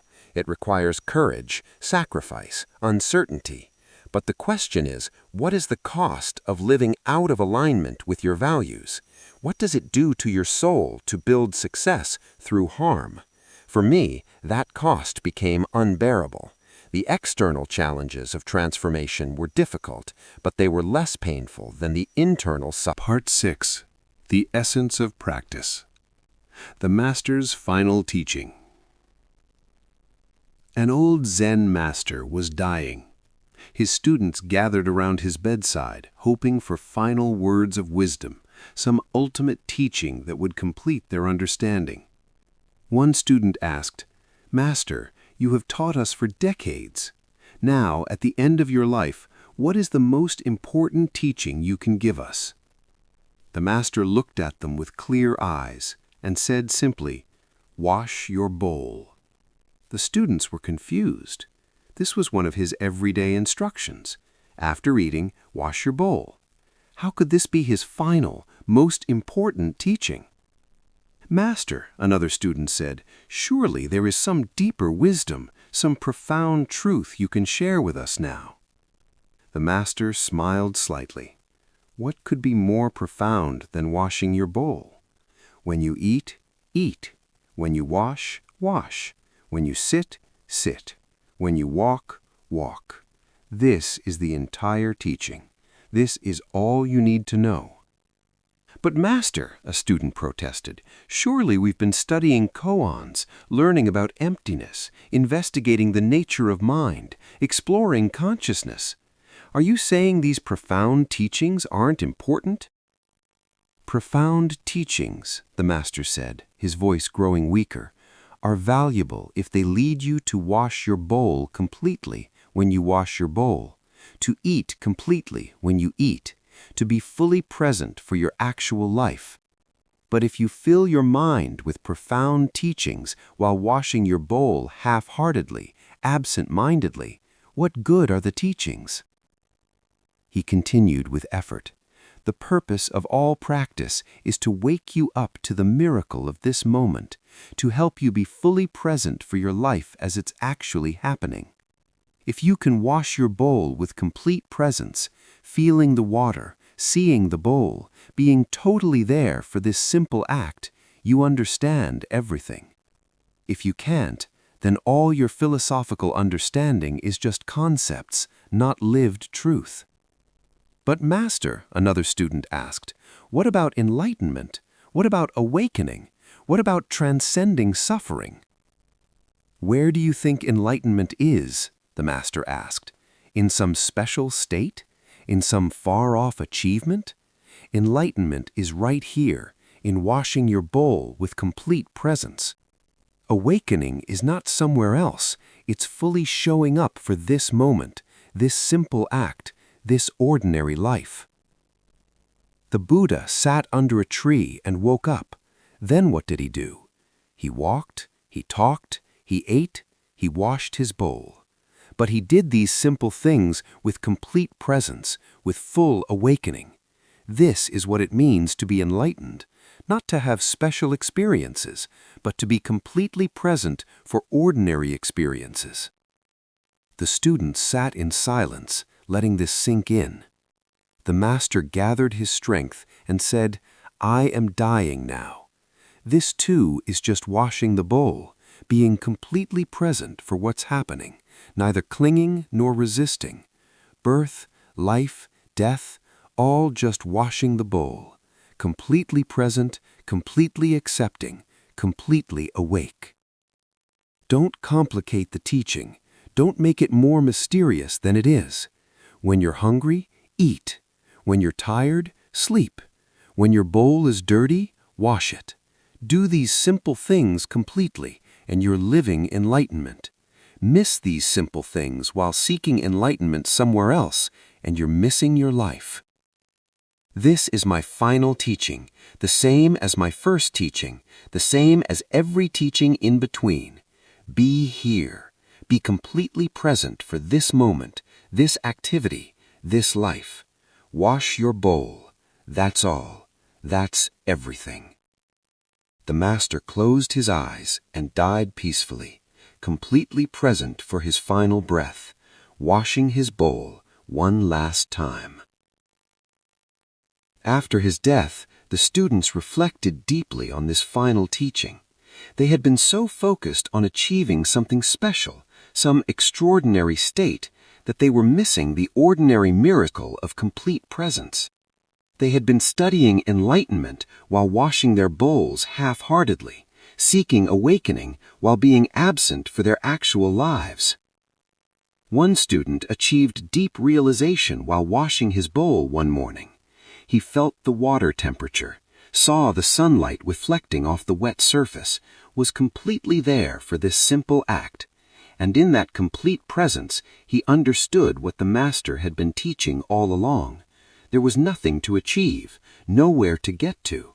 Awakening was right here, in complete engagement with this moment, this simple task, this ordinary life. Another student realized it while walking. He stopped trying to get somewhere and was just walking, feeling each step, sensing the movement, being completely present. And in that walking, he was awake, not walking to achieve anything, just walking completely. This was it. This was the teaching. They gathered to discuss their master's final words and realized he had been teaching this same truth in different ways for decades, but they had been looking for something more complex, more impressive. Wash your bowl, so simple that they had overlooked it, seeking something more profound. But now they understood. This simple teaching contained everything. Be present. Be here. Be completely engaged with your actual life. This is the path, the practice, and the realization, all in one. Years later, these students became teachers themselves, and they would often share their master's final teaching. Wash your bowl. Be present. This is all you need to know. The entire Buddhist path, all the profound teachings, all the years of practice, they all point to this. Be here, completely, for this moment, this activity, this life. Master this, and you master everything. This teaching of wash your bowl represents the culmination of Zen wisdom, that enlightenment is not some special state to achieve, but complete presence with ordinary life. It's simple, direct, and often overlooked precisely because of its simplicity. The master's dying words were not a new teaching, but a reinforcement of what he'd been teaching all along. Complete presence is enlightenment. Not presence as a means to enlightenment, but presence as enlightenment itself. When you wash your bowl completely, fully there, fully engaged, not thinking about something else, you are awakened in that moment. This challenges our assumptions about spiritual achievement. We imagine enlightenment as something extraordinary, some special state or experience. But the Master points to ordinary life, fully lived. Eating completely when you eat, walking completely when you walk, being absolutely present for whatever you're doing. The simplicity of wash your bowl is deceptive. It contains everything. Try it. Do one ordinary activity today with complete presence. Wash a dish, walk to your car, drink a cup of tea. Whatever it is, be completely there. Don't think about something else. Don't multitask. Just do this one thing completely. In that complete doing, you touch enlightenment, not as some grand achievement, but as the simple reality of being fully present for your life. This is all the Master was teaching for decades, and it's all you need to know. Rest in this teaching. Wash your bowl. Be here. Be present. This is everything. This is enough. This is transformation.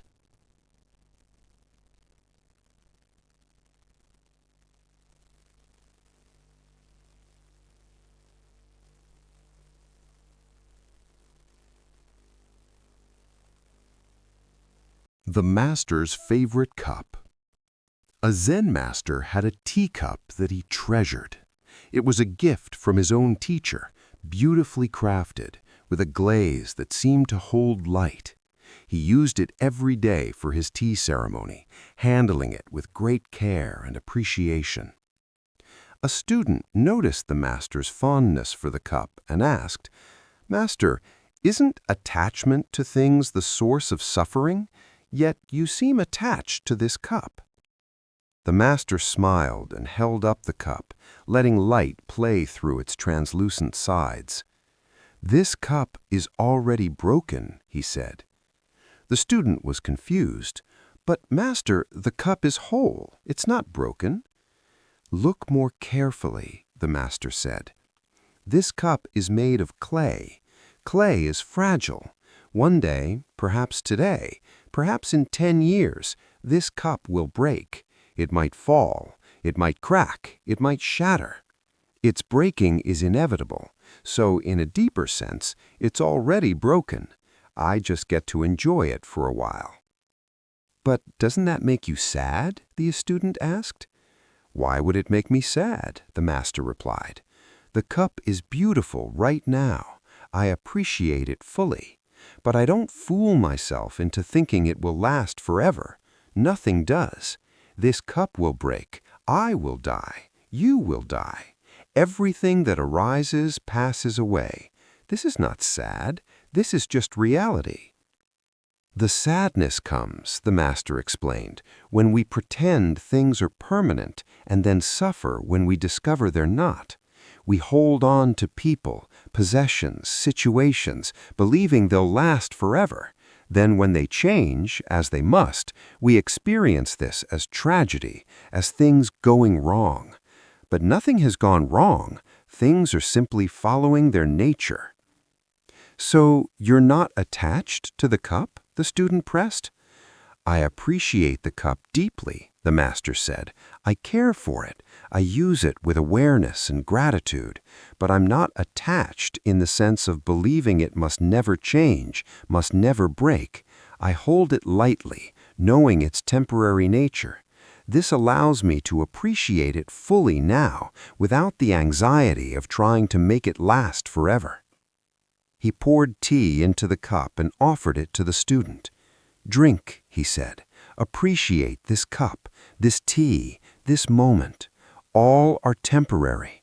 All are perfect, just as they are. All will pass. This is not a tragedy. This is just the nature of all things." The student drank from the cup, feeling its smoothness, appreciating its beauty, aware now of its impermanent nature.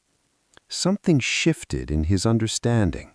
He had been holding many things in his life with tight fists, trying to make them permanent, suffering whenever they changed.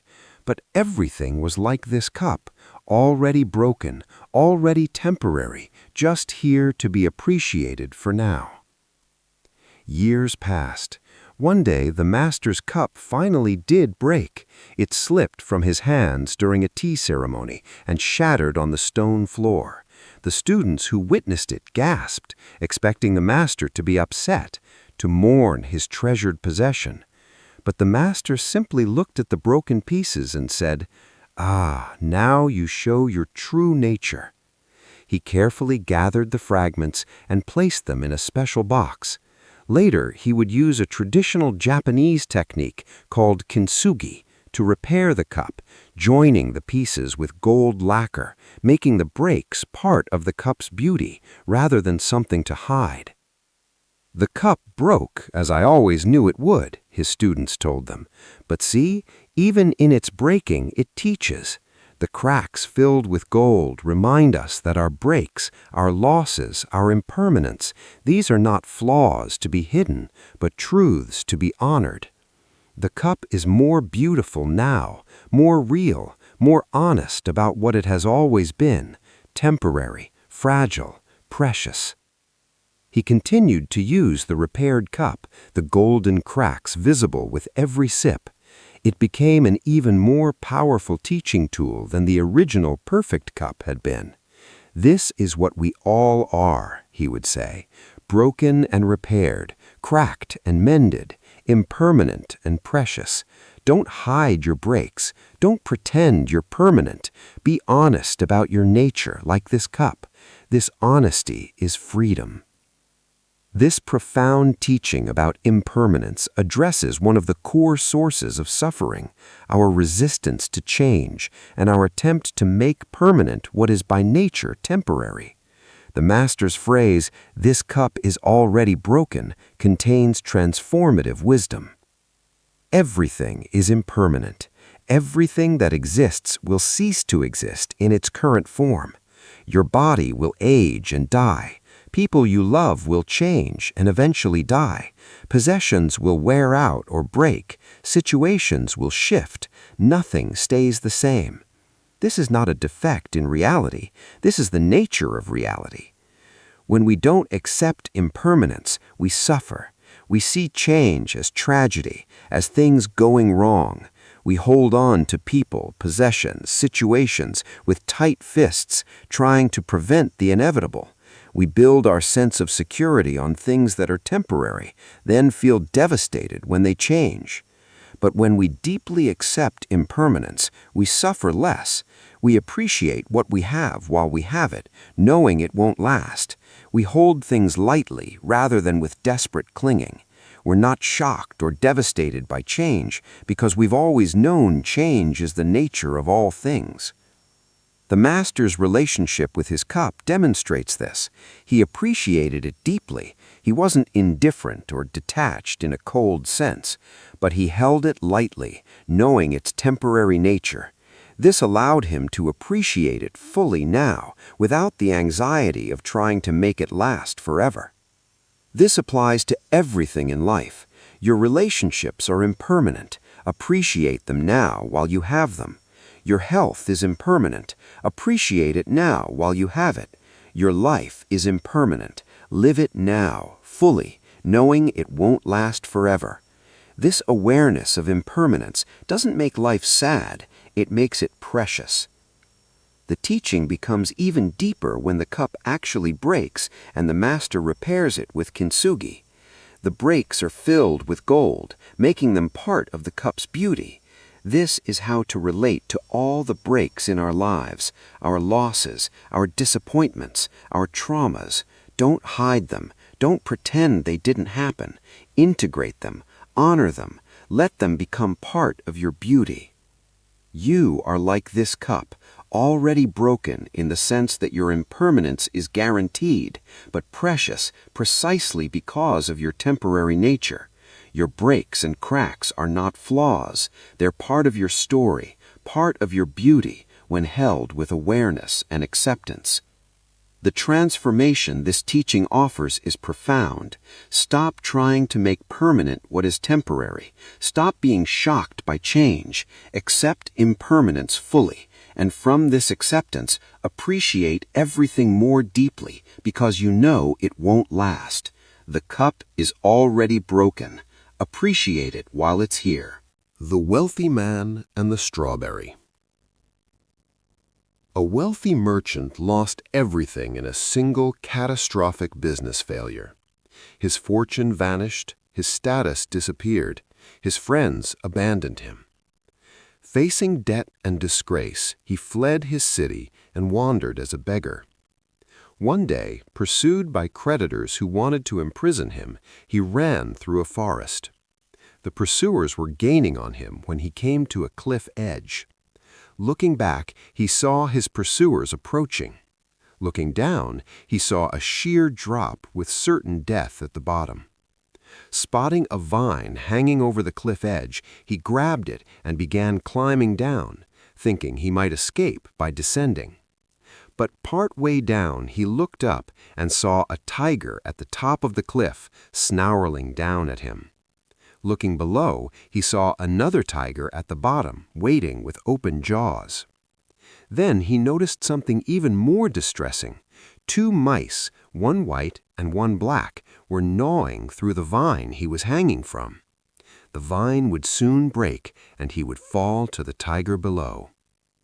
In this moment of absolute terror, trapped between death above and death below, with his lifeline being eaten away, he noticed something growing from a crack in the cliff face, a wild strawberry, perfectly ripe, glistening with dew.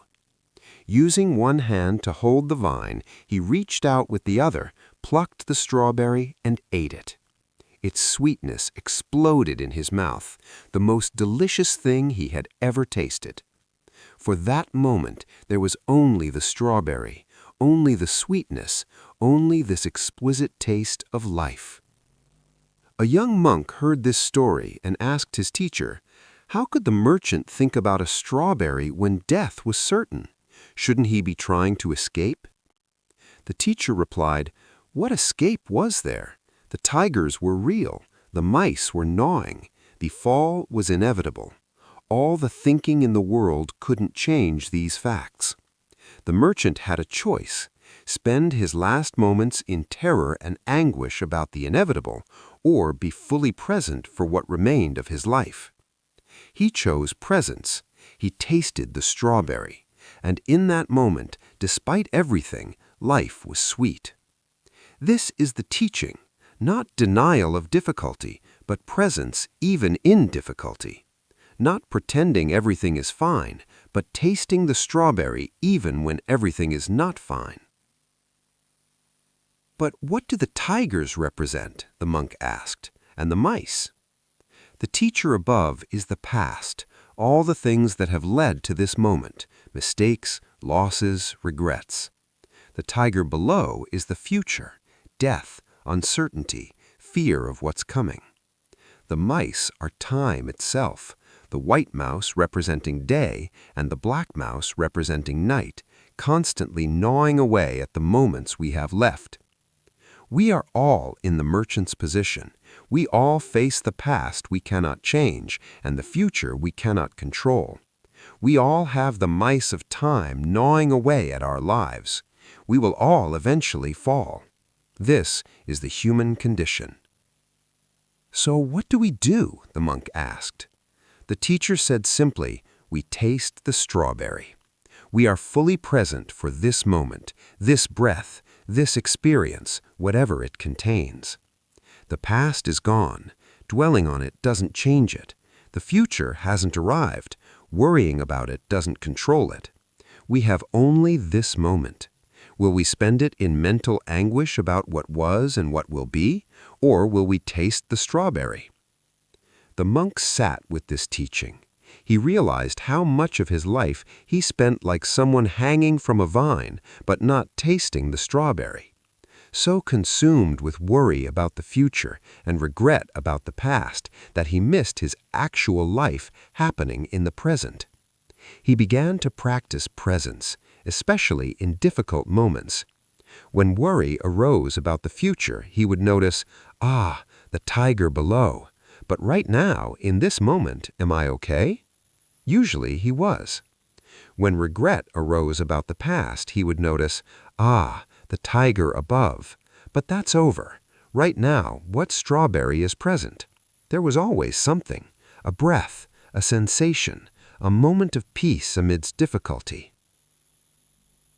He discovered that the strawberry wasn't always pleasant. Sometimes the present moment contained pain, sadness, difficulty. But even then, being present with what actually was happening was more bearable than being lost in mental stories about past and future to current difficulty.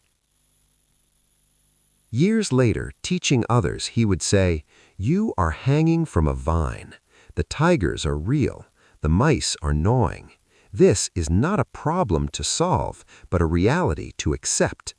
And in accepting this reality, that life is uncertain, that time is passing, that death approaches, you become free to actually live, to taste the strawberry, whatever form it takes in this moment." The merchant was about to die, yet in his last moments he tasted life more fully than most people ever do. Not because his situation was good, it was terrible, but because he was fully present. He tasted the strawberry. This is the practice. Be present enough to taste your strawberries, whatever your situation, however long or short your remaining time. This famous Buddhist parable contains layers of profound teaching about presence, acceptance, and finding sweetness even in dire circumstances. The merchant's story is extreme, but it represents the human condition in concentrated form. We are all hanging from a vine. Above us is the unchangeable past, our mistakes, our losses, our regrets. Below us is the uncertain future, aging, death, loss, all we cannot control. And time itself is constantly gnawing away at our lives, day and night, the white mouse and black mouse, bringing us closer to our inevitable end. This is not meant to be depressing, it's meant to be realistic. If we pretend we're not hanging from a vine, if we deny the tigers and the mice, we live in delusion. But if we acknowledge the reality while also tasting the strawberry, this is wisdom. The strawberry represents this present moment, whatever it contains. Sometimes the present moment is pleasant. There's literal sweetness. Sometimes it's difficult. But even then, being present with what actually is more bearable than being lost in mental stories about past and future. The merchant could have spent his last moments in pure terror, completely lost in fear about the fall, regret about his mistakes, anxiety about death. Instead, he chose presence. He tasted the strawberry. And in that choice, he experienced sweetness even in the midst of terror. The external situation didn't change, but his experience of it transformed through presence. This teaching is not about toxic positivity, pretending everything is fine when it's not. The merchant didn't pretend there were tigers. He was fully aware of his situation, but he recognized that mental anguish about it didn't help. The tigers were there whether he worried about them or not. The vine was being gnawed whether he panicked about it or not. So he might as well taste the strawberry. The transformation this teaching offers is immediate and practical. Right now, in this moment, even if your situation is difficult, can you find the strawberry? Can you taste it? Can you be present for this moment rather than lost in mental anguish about past and future? The strawberry might be your breath, still functioning, still here. It might be a moment of physical comfort despite illness. It might be someone's kindness even in hard times. It might be beauty visible even in difficult circumstances. It might just be the fact that you're still alive, still aware, still capable of experience. Whatever the strawberry is in this moment, can you taste it? not as a way of denying difficulty, but as a way of being present for life, even when life is difficult. This is freedom, not freedom from difficulty, but freedom to be alive, even in difficulty. Consider, what tigers are you focused on? What vine gnawing are you anxious about? And while you're focused on these, what strawberries are you missing? What actual present moment experience is available right now that you're overlooking because you're mentally elsewhere? The practice is simple but profound. Taste the strawberry. Be present for this moment. Acknowledge the tigers. Don't pretend they're not there. Acknowledge the mice. Don't deny that time is passing. But don't let these realities prevent you from tasting the sweetness that's available right now. Rest in this teaching. You are hanging from a vine. This is the human condition. And even so, especially so, there is a strawberry. Taste it. This moment, however long or short your remaining time, is your life. Don't miss it by being mentally elsewhere. Compassion and loving kindness. The monk and the scorpion. A monk was sitting by a river when he noticed a scorpion struggling in the water. Each time it tried to climb onto the bank, it would slip back into the water. The monk reached down to help it, and the scorpion immediately stung his hand. The monk withdrew his hand in pain, but moments later, seeing the scorpion still struggling, he reached down again to save it. Again the scorpion stung him.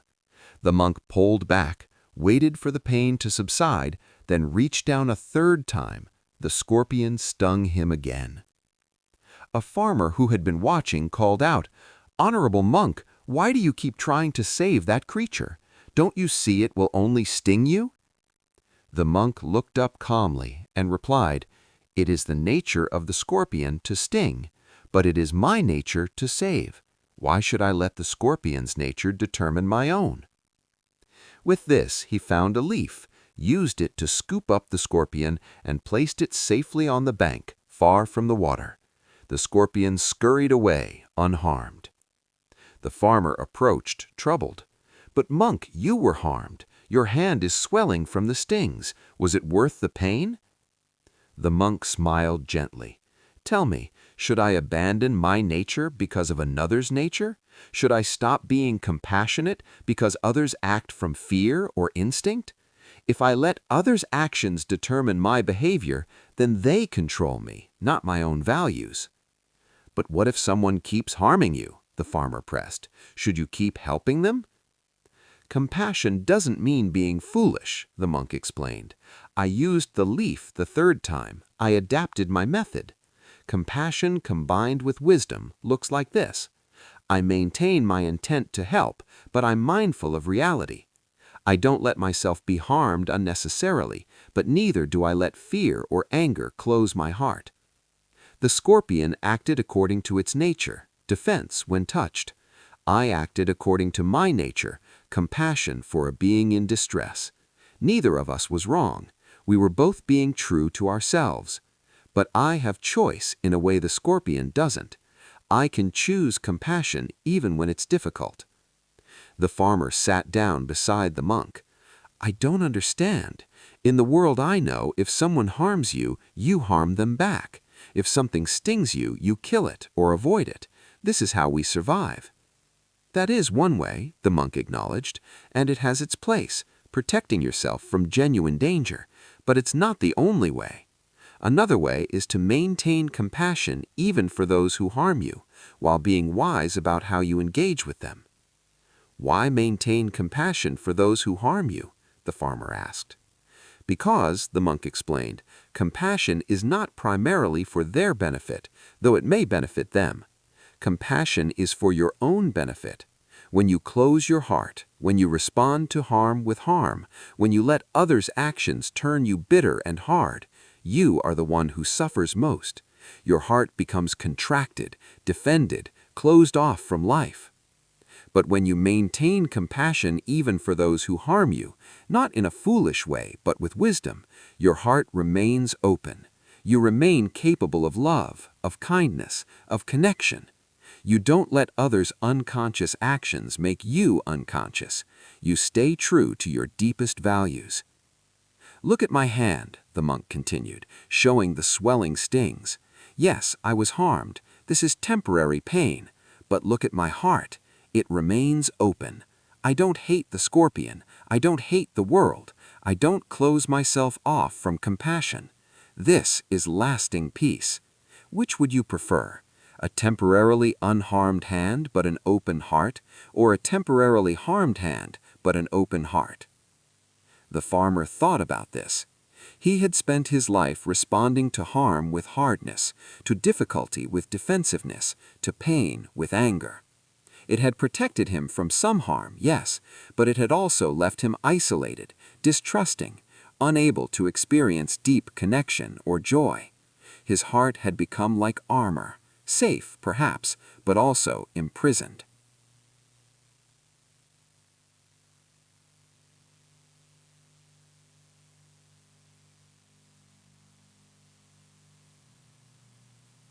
The farmer stayed with the monk for many days, learning this practice of compassion combined with wisdom. It was difficult. His lifetime of habitual reactivity didn't disappear overnight, but gradually he learned to maintain an open heart even when others acted from unconsciousness. He learned to protect himself without becoming hard. He learned that true strength is not in building walls, but in remaining open even when it's difficult. Years later, he would tell others, "I once saw a monk save a scorpion that stung him 3 times. I thought he was foolish, but he taught me that maintaining compassion in the face of harm is not foolishness, it's the highest wisdom. It's choosing who you want to be rather than letting others' actions determine you. It's keeping your heart open even when the world gives you reasons to close it." This powerful story teaches about maintaining compassion even when others act harmfully, while also emphasizing the importance of wisdom. The monk's response to the scorpion demonstrates several profound teachings. First, it is the nature of the scorpion to sting, but it is my nature to save. This teaching is about remaining true to your deepest values even when others don't reciprocate. The monk doesn't let the scorpion's instinct to sting prevent him from acting according to his own nature, compassion. Many people operate on a tit-for-tat basis. If you're kind to me, I'll be kind to you. If you harm me, I'll harm you back. But this means others control your behavior. If someone is unkind, you become unkind. If someone is harmful, you become harmful. You've given them power over who you are. The monk maintains his compassion regardless of how the scorpion acts. This is true freedom. You choose your behavior based on your values, not as a reaction to others' behavior. You remain who you want to be regardless of how others act. Second, the monk combines compassion with wisdom. He doesn't keep using the same method that resulted in harm. The third time, he uses a leaf. This shows that compassion doesn't mean being foolish or allowing yourself to be harmed unnecessarily. It means maintaining the intent to help while being intelligent about how you help. This is crucial. Compassion without wisdom can be harmful to yourself and ultimately unsustainable. You protect yourself, set boundaries, use skillful means, but you do so from compassion rather than anger, from wisdom rather than revenge. The third teaching about why to maintain compassion is transformative. Compassion is for your own benefit. When you close your heart, when you respond to harm with hardness, you are the one who suffers most. You imprison yourself in bitterness and resentment. You lose the capacity for joy, connection, love.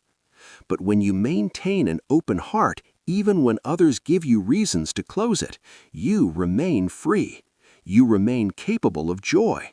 You remain connected to life. This is the real reason for compassion, not primarily to help others, though it may, but to keep yourself free. The farmer's realization about his armor is telling. He had protected himself by becoming hard, but this hardness had imprisoned him. He was safe but isolated, defended but unable to experience deep connection or joy. The monk's way, maintaining an open heart while being wise about protection, offered a better path. The teaching that hurt people is also important. When you understand that those who harm are themselves suffering, compassion becomes possible. They're not acting from strength, but from fear, confusion, pain. This understanding doesn't excuse harmful behavior, but it makes it possible to respond with compassion rather than hatred. Consider your own life. When people harm you, do you respond by closing your heart? Do you let their behavior determine yours? Do you become hard to protect yourself but lose the capacity for openness and joy in the process? The practice is to maintain compassion while being wise. Keep your heart open while setting appropriate boundaries. Act from your values rather than reacting to others' behavior. Protect yourself when necessary, but do so from clarity rather than hatred. This is transformation. From reactive hardness to chosen compassion. From closed heart to open heart that's also wise. From letting others determine who you are to remaining true to yourself regardless of how others act. The monk's hand was temporarily harmed, but his heart remained open. The farmer's heart had been permanently contracted by a lifetime of reactive hardness. Which would you prefer? Temporary difficulty with an open heart or temporary safety with a closed heart? Rest in this teaching. You have a nature. What is it? Don't let others' nature determine yours. Choose compassion, but combine it with wisdom. Keep your heart open even when the world gives you reasons to close it. This is freedom. This is strength. This is transformation. The practice of metta. A monk was meditating in a forest grove when he was tormented by malevolent spirits who made terrifying noises, created frightening visions, and generally made his practice impossible. He returned to the Buddha in distress. "Master, the forest spirits are cruel and hostile. I cannot practice there. May I find another place?" The Buddha looked at him with compassion and said, "Return to the forest, but this time take a weapon with you." The monk was surprised. "But Master, we are not permitted to carry weapons. We harm no living being." "The weapon I give you," the Buddha said, "is more powerful than any sword or spear. It cannot be taken from you. It never dulls, and it transforms enemies into friends. The weapon is metta, loving kindness." The Buddha then taught the monk the practice of metta. When you return to the forest, instead of meditating for your own benefit, practice sending loving kindness. First to yourself, "May I be safe. May I be peaceful. May I be healthy. May I live with ease." Feel these wishes sincerely for yourself. Then extend these wishes to the spirits in the forest. "May you be safe. May you be peaceful. May you be healthy. May you live with ease." Even though they have tormented you, wish for their well-being. This is the practice. The monk was skeptical, but trusted the Buddha. He returned to the forest and began practicing metta. At first, it felt forced. Wishing well-being for spirits who had tormented him seemed impossible, but he persisted, repeatedly offering these wishes of loving kindness to himself and to the spirits. Gradually, something remarkable happened. The malevolent spirits began to feel the monk's genuine loving kindness radiating toward them. They had expected fear, resistance, maybe anger or attempts to banish them. Instead, they felt pure benevolence, sincere wishes for their well-being. Confused at first, they eventually responded to this loving kindness. They ceased their tormenting. Some became protective of the monk, guarding his meditation. The hostile atmosphere transformed into one of peace and support. When the monk later told the Buddha what had happened, the Buddha said, "You see the power of metta. Loving kindness cannot be defeated. Hatred cannot survive in its presence. Fear dissolves when met with love. This is true not just with forest spirits, but with all beings, including the hostile thoughts and feelings in your own mind. A student who heard this story asked, "But Master, how can we feel loving kindness toward those who harm us? How can we wish well-being for those who wish us harm?" The Buddha replied, "Begin by understanding that all beings wish to be happy and to avoid suffering. Even those who harm do so out of their own suffering. They are confused, in pain, acting from ignorance. When you see that their harmful actions come from their own suffering, compassion becomes possible." "But doesn't that excuse their behavior?" another student asked. "No," the Buddha said. "Understanding is not excusing.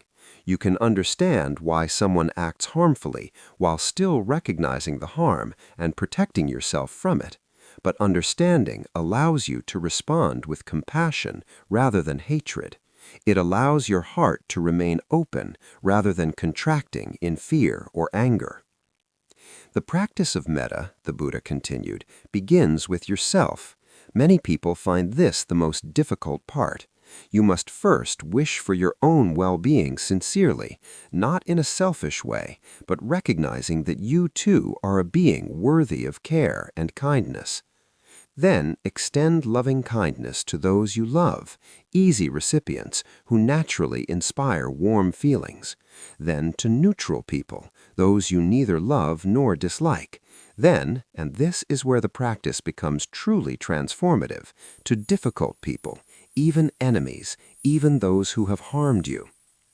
"Why practice loving kindness for enemies?" a student asked. "For your own freedom," the Buddha explained. "When you harbor hatred, who suffers most? You do. Your mind churns with angry thoughts, your body tenses, your heart contracts. Hatred is like holding a hot coal with the intent to throw it at someone. You're the one who gets burned. But when you cultivate loving kindness even for enemies, you free yourself from this burning. You don't do it primarily for them, though it may benefit them. You do it for your own peace, your own freedom, your own well-being." "How do we practice this?" a student asked. The Buddha gave detailed instructions. Sit quietly. Begin with yourself. Repeat these phrases: "May I be safe. May I be healthy. May I be peaceful. May I live with ease." Feel these wishes sincerely, as if blessing yourself. Then, bring to mind someone you love. See them clearly in your mind and offer these same wishes. May you be safe. May you be healthy. May you be peaceful. May you live with ease. Feel genuine care and concern for their well-being. Continue this practice with neutral people, then with difficult people. If you cannot yet feel loving kindness for someone who has harmed you, start with slightly difficult people and work your way gradually toward those who challenge you most. The practice is not about forcing feelings, the Buddha clarified. You may not immediately feel loving kindness for difficult people. That's okay. The practice is in the repetition of the phrases, in the sincere wish for well-being, in the intention of goodwill. Over time, the heart softens. What seemed impossible becomes possible. The students practiced this teaching. Some found it transformative almost immediately. They felt their hearts softening, their resentments releasing, their capacity for love expanding. Others found it more difficult. Old hurts and angers were deeply rooted and didn't release easily. But all who practiced consistently reported changes. Relationships improved. Inner peace increased. The burden of resentment lightened. The habit of wishing others well, even difficult others, gradually transformed their entire way of relating to the world. One student who had harbored deep resentment toward someone who had harmed him reported, "I practiced metta for this person daily for months. At first, the words felt hollow. I didn't mean them. But I kept practicing, kept wishing them well-being even though I didn't feel it. Gradually, something shifted. The resentment began to release. I started to see them as a suffering being rather than as my enemy. Eventually, genuine compassion arose. I was freed not because they changed, because my heart changed. The Buddha nodded. This is the power of metta. It transforms not primarily the world, but yourself. It frees you from the prison of hatred and resentment. It opens your heart to all beings. This is the weapon I gave the monk, more powerful than any sword, because it transforms enemies into friends, hatred into love, suffering into peace. This teaching of metta, loving kindness, is one of the Buddha's most practical and transformative practices. It directly addresses the tendency toward hatred, resentment, and closed-heartedness that creates so much suffering. The story of the monk and the forest spirits illustrates that loving kindness is indeed a weapon, not one that harms, but one that transforms hostility into friendliness, fear into peace. The monk didn't defeat the spirits, he transformed them through genuine goodwill. This applies to all relationships. When you meet hostility with hostility, conflict escalates. When you meet hostility with loving kindness, transformation becomes possible. This doesn't mean you're passive or allow harm. Remember, compassion combined with wisdom, but you maintain an open heart while protecting yourself appropriately. The Buddha's teaching that metta is primarily for your own benefit is crucial. Many people resist practicing loving kindness for difficult people because they think it's about being nice to people who don't deserve it. But that's not the point. The point is freeing yourself from the burden of hatred and resentment. Hatred harms the hater more than the hated. When you harbor resentment, you carry it constantly. It colors all your experiences, weighs down your heart, prevents peace. The person you resent may not even know or care, but you suffer daily from the resentment you carry. Metta practice is about releasing this burden. It's choosing freedom over imprisonment, openness over contraction, peace over perpetual war. You practice it not to let others off the hook, but to take yourself off the hook of your own hatred. The practice itself is simple but profound. The phrases, "May you be safe," "May you be healthy," "May you be peaceful," "May you live with ease," are repeated with sincere intention. You begin with yourself because you must include yourself in the circle of compassion. Then you gradually expand that circle to include all beings everywhere. The progression from loved ones to neutral people to difficult people is important. You don't start with your worst enemy. That would be too difficult for most people. You build the capacity gradually, starting where loving kindness flows naturally and slowly extending it to more challenging recipients. The practice doesn't require you to feel loving kindness immediately for difficult people. It requires only the sincere wish, the genuine intention. Over time, with consistent practice, the heart softens. What seemed impossible becomes possible.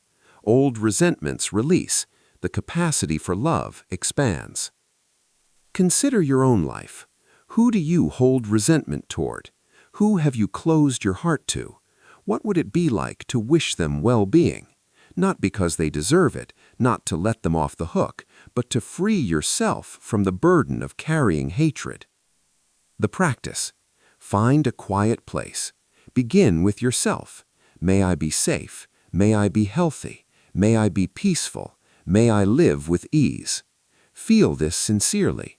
Then extend it to loved ones, to neutral people, to difficult people, and eventually to all beings everywhere. This practice is transformative because it directly counters the habit of ill will that creates so much suffering. It cultivates the opposite, goodwill, benevolence, loving kindness, and this transforms not just your relationships, but your entire experience of life. The weapon the Buddha gave the monk transformed enemies into friends. It can do the same for you, not by changing others, they may or may not change, but by changing you, by keeping your heart open, by choosing love over hatred, by freeing yourself from the prison of resentment. Rest in this practice. Begin where you are. Wish yourself well. Extend that wish to others. Let your heart gradually soften and open. This is transformation through loving kindness. This is the weapon that defeats hatred without creating more hatred. This is freedom. Part 5. The Nature of Mind and Wisdom. The mirror that reflects everything. A student approached a Zen master and said, "Master, I want to understand the nature of mind. What is it? Where is it? How does it work?" The master led the student to a room with a large mirror on the wall. He stood the student in front of it and asked, "What do you see?" "I see myself," the student replied. "I see you. I see the room reflected." "Good," the master said.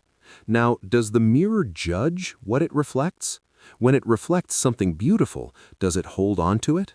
When it reflects something ugly, does it push it away?" "No," the student said. "The mirror simply reflects whatever is in front of it without preference." "And when you walk away from the mirror, what remains in it?" "Nothing. The reflection disappears." "Exactly," the master said. "Your mind is like this mirror. It reflects whatever arises, thoughts, emotions, sensations, perceptions, but it doesn't judge them, doesn't cling to them, doesn't push them away. They arise, are reflected, and pass away. The mind remains clear, like a mirror that's never stained by what it reflects." "But master," the student protested, "my mind isn't like that at all. I judge constantly. I cling to pleasant experiences and push away unpleasant ones. I get caught in thoughts and emotions. My mind is nothing like a clear mirror." "That's because you've mistaken the reflections for the mirror itself.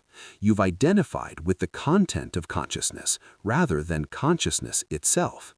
You think you are your thoughts, your emotions, your experiences. But you're not. You're the awareness in which all these arise and pass away." "I don't understand the difference," the student admitted. The master asked, "When you're angry, are you the anger or are you aware of anger?" The student thought, I am aware of being angry." "So there's anger and there's awareness of anger. Which are you?" "The awareness?" "Yes," the master said. "The anger is a reflection in the mirror. It comes and goes, but the mirror, the awareness, is always there, always clear, never stained by what it reflects. You are not the anger. You are the awareness that knows anger is present." "This applies to everything," the master continued. "Thoughts arise in the mirror of awareness, but you are not your thoughts. You are the awareness that knows thoughts. Emotions arise, but you are not your emotions. You are the awareness that knows emotions. Even the sense of self, the I that seems so solid and permanent, this too is a reflection in the mirror, not the mirror itself." The student sat with this teaching, looking into the mirror. He could see his reflection clearly, his body, his face, his form. But he realized he was not the reflection. He was the seeing itself. And if this was true of the physical mirror, might it also be true of the mirror of consciousness? Over the following days, he practiced observing his experience differently. When a thought arose, instead of immediately identifying with it and following it, he would notice, there's a thought, a reflection in the mirror. When an emotion arose, he would notice, there's anger, a reflection in the mirror. When the sense of self arose, I'm anxious, I'm not good enough, he would notice, there's a thought about self, a reflection in the mirror. Gradually, something profound shifted. He began to experience himself not as the changing content of consciousness, but as consciousness itself, not as the reflections, but the mirror. And this mirror was always clear, always peaceful, never disturbed by what it reflects. Difficult emotions still arose, but they no longer overwhelmed him because he wasn't identified with them. They were reflections passing through the mirror of awareness. Thoughts still appeared, but he wasn't enslaved by them because he recognized them as temporary phenomena arising in awareness, not as truths about reality or himself. When he reported this shift to his master, the teacher smiled broadly. Now you are beginning to understand. The mirror of your true nature has always been clear. You just mistook the reflections for the mirror. When you recognize yourself as awareness rather than as the content of awareness, everything changes. You're free. But Master, the student asked, if I'm awareness rather than the content of awareness, then what am I? Who am I? You are the space in which everything arises, the awareness that knows all experience. You are not a thing that can be pointed to or grasped. You are the knowing itself, the seeing, the being aware. This is what you've always been, but you didn't recognize it because you were so identified with what appears in awareness that you overlooked awareness itself. This recognition is enlightenment, not becoming something new, but recognizing what you've always been. The mirror has always been clear. It was never stained by any reflection. You just thought you were the reflections and suffered accordingly. Years later, this student became a teacher himself. When people would ask him about the nature of mind, he would take them to a mirror and ask them what they saw. And he would teach, you are not what appears in the mirror. You are the mirror itself, consciousness, awareness, the knowing that knows all experience. When you recognize this, you're free. The reflections still come and go, but you're no longer enslaved by them because you know you're the mirror, not the reflections. The transformation is not in changing what reflects in the mirror. The transformation is in recognizing that you are the mirror, always clear, always present, never stained by what it reflects. This recognition is liberation. This teaching about the mind as a mirror is one of the most profound in Buddhism. It addresses the fundamental misidentification that creates suffering. We mistake ourselves for the content of consciousness rather than for consciousness itself. The mirror metaphor is perfect because it illustrates several key points. First, the mirror reflects everything without preference or judgment. It doesn't cling to beautiful reflections or push away ugly ones. It simply reflects whatever is present. This is the nature of awareness. It knows all experience impartially. Second, nothing that appears in the mirror stains or changes the mirror. The mirror remains clear regardless of what it reflects. Similarly, awareness is never stained or damaged by what appears in it. Difficult emotions, painful thoughts, disturbing experiences, none of these damage awareness itself.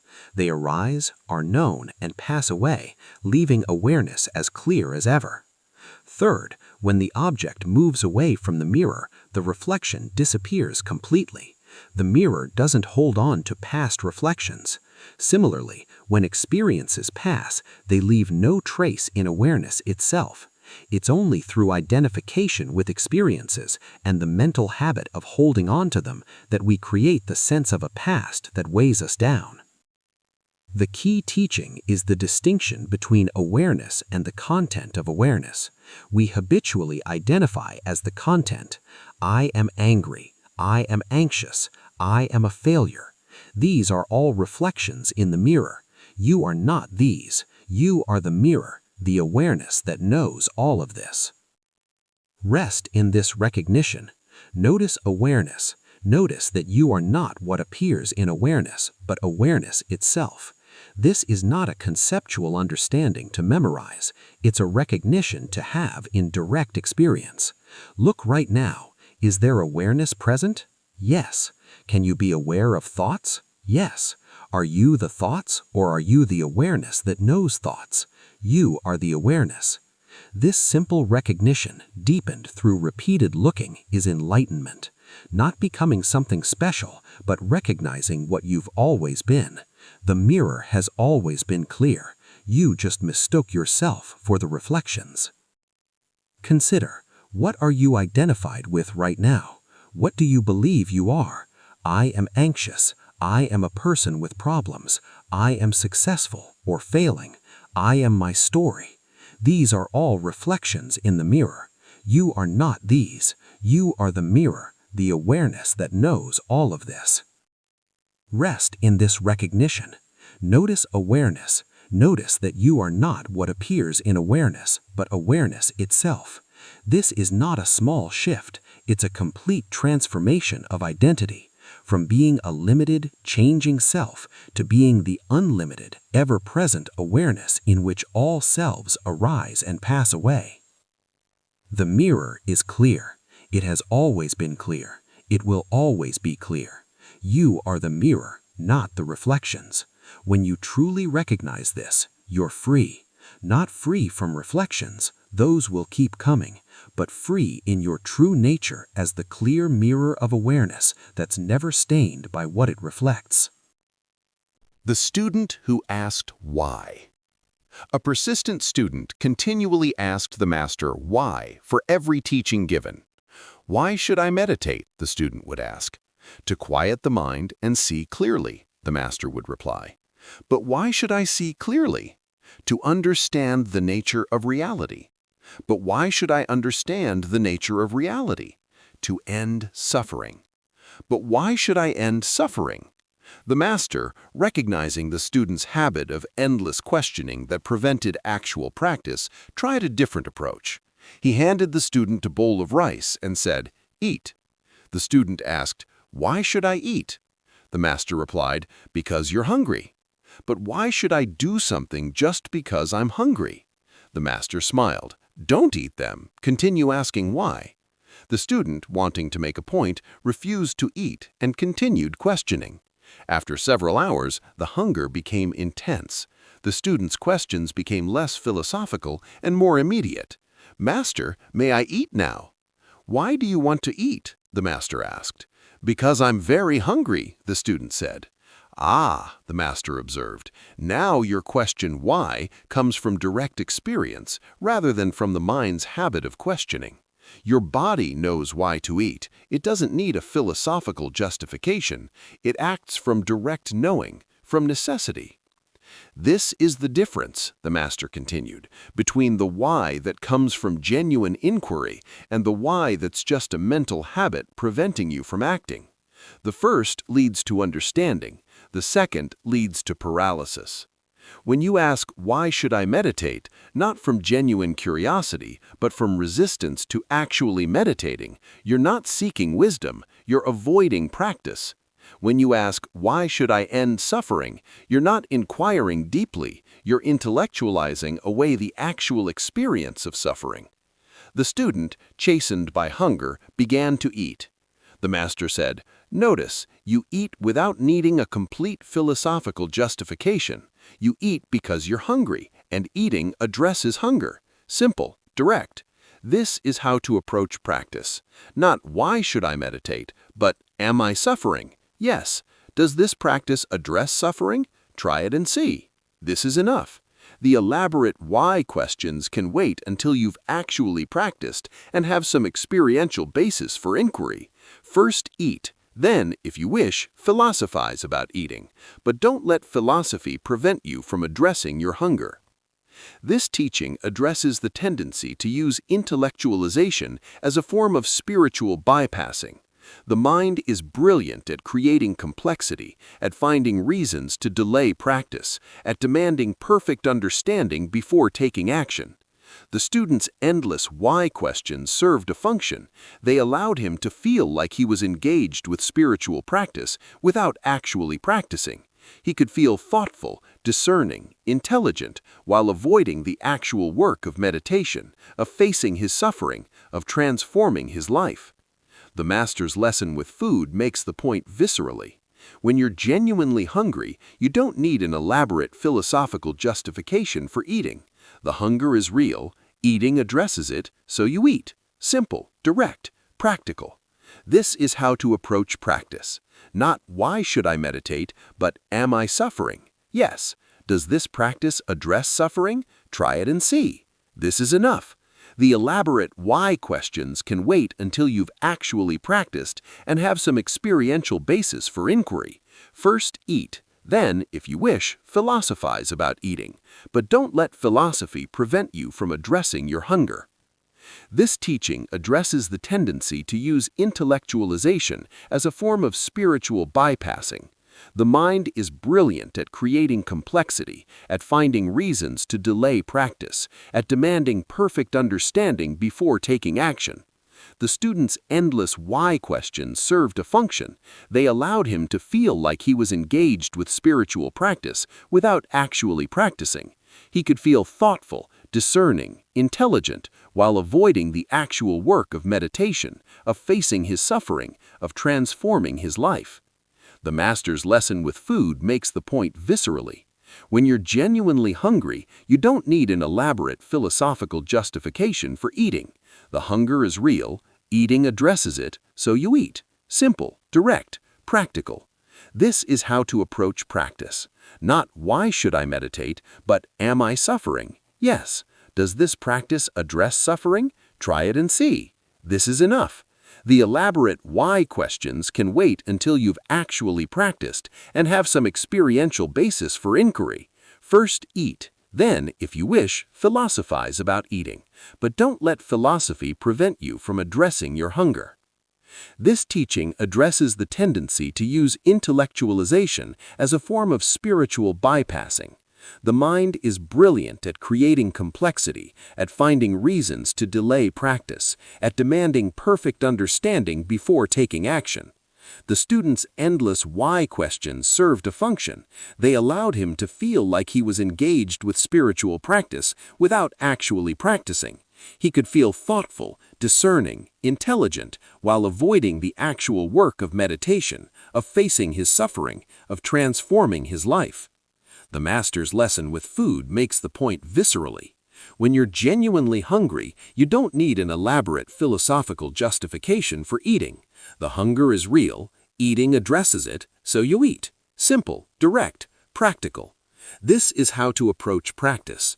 Not why should I meditate, but am I suffering? Yes.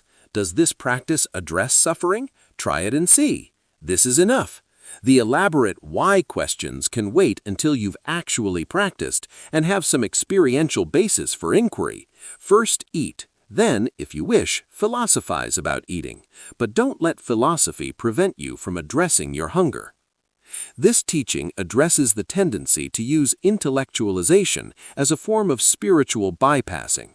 The mind is brilliant at creating complexity, at finding reasons to delay practice, at demanding perfect understanding before taking action.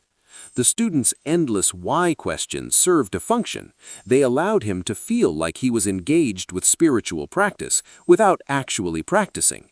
He could feel thoughtful, discerning, intelligent, while avoiding the actual work of meditation, of facing his suffering, of transforming his life. The master's lesson with food makes the point viscerally. When you're genuinely hungry, you don't need an elaborate philosophical justification for eating. The hunger is real, eating addresses it, so you eat. Simple, direct, practical. This is how to approach practice.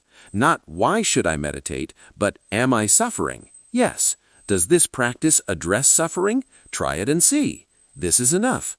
The elaborate why questions can wait until you've actually practiced and have some experiential basis for inquiry. First, eat. Then, if you wish, philosophize about eating. But don't let philosophy prevent you from addressing your hunger. This teaching addresses the tendency to use intellectualization as a form of spiritual bypassing. The mind is brilliant at creating complexity, at finding reasons to delay practice, at demanding perfect understanding before taking action.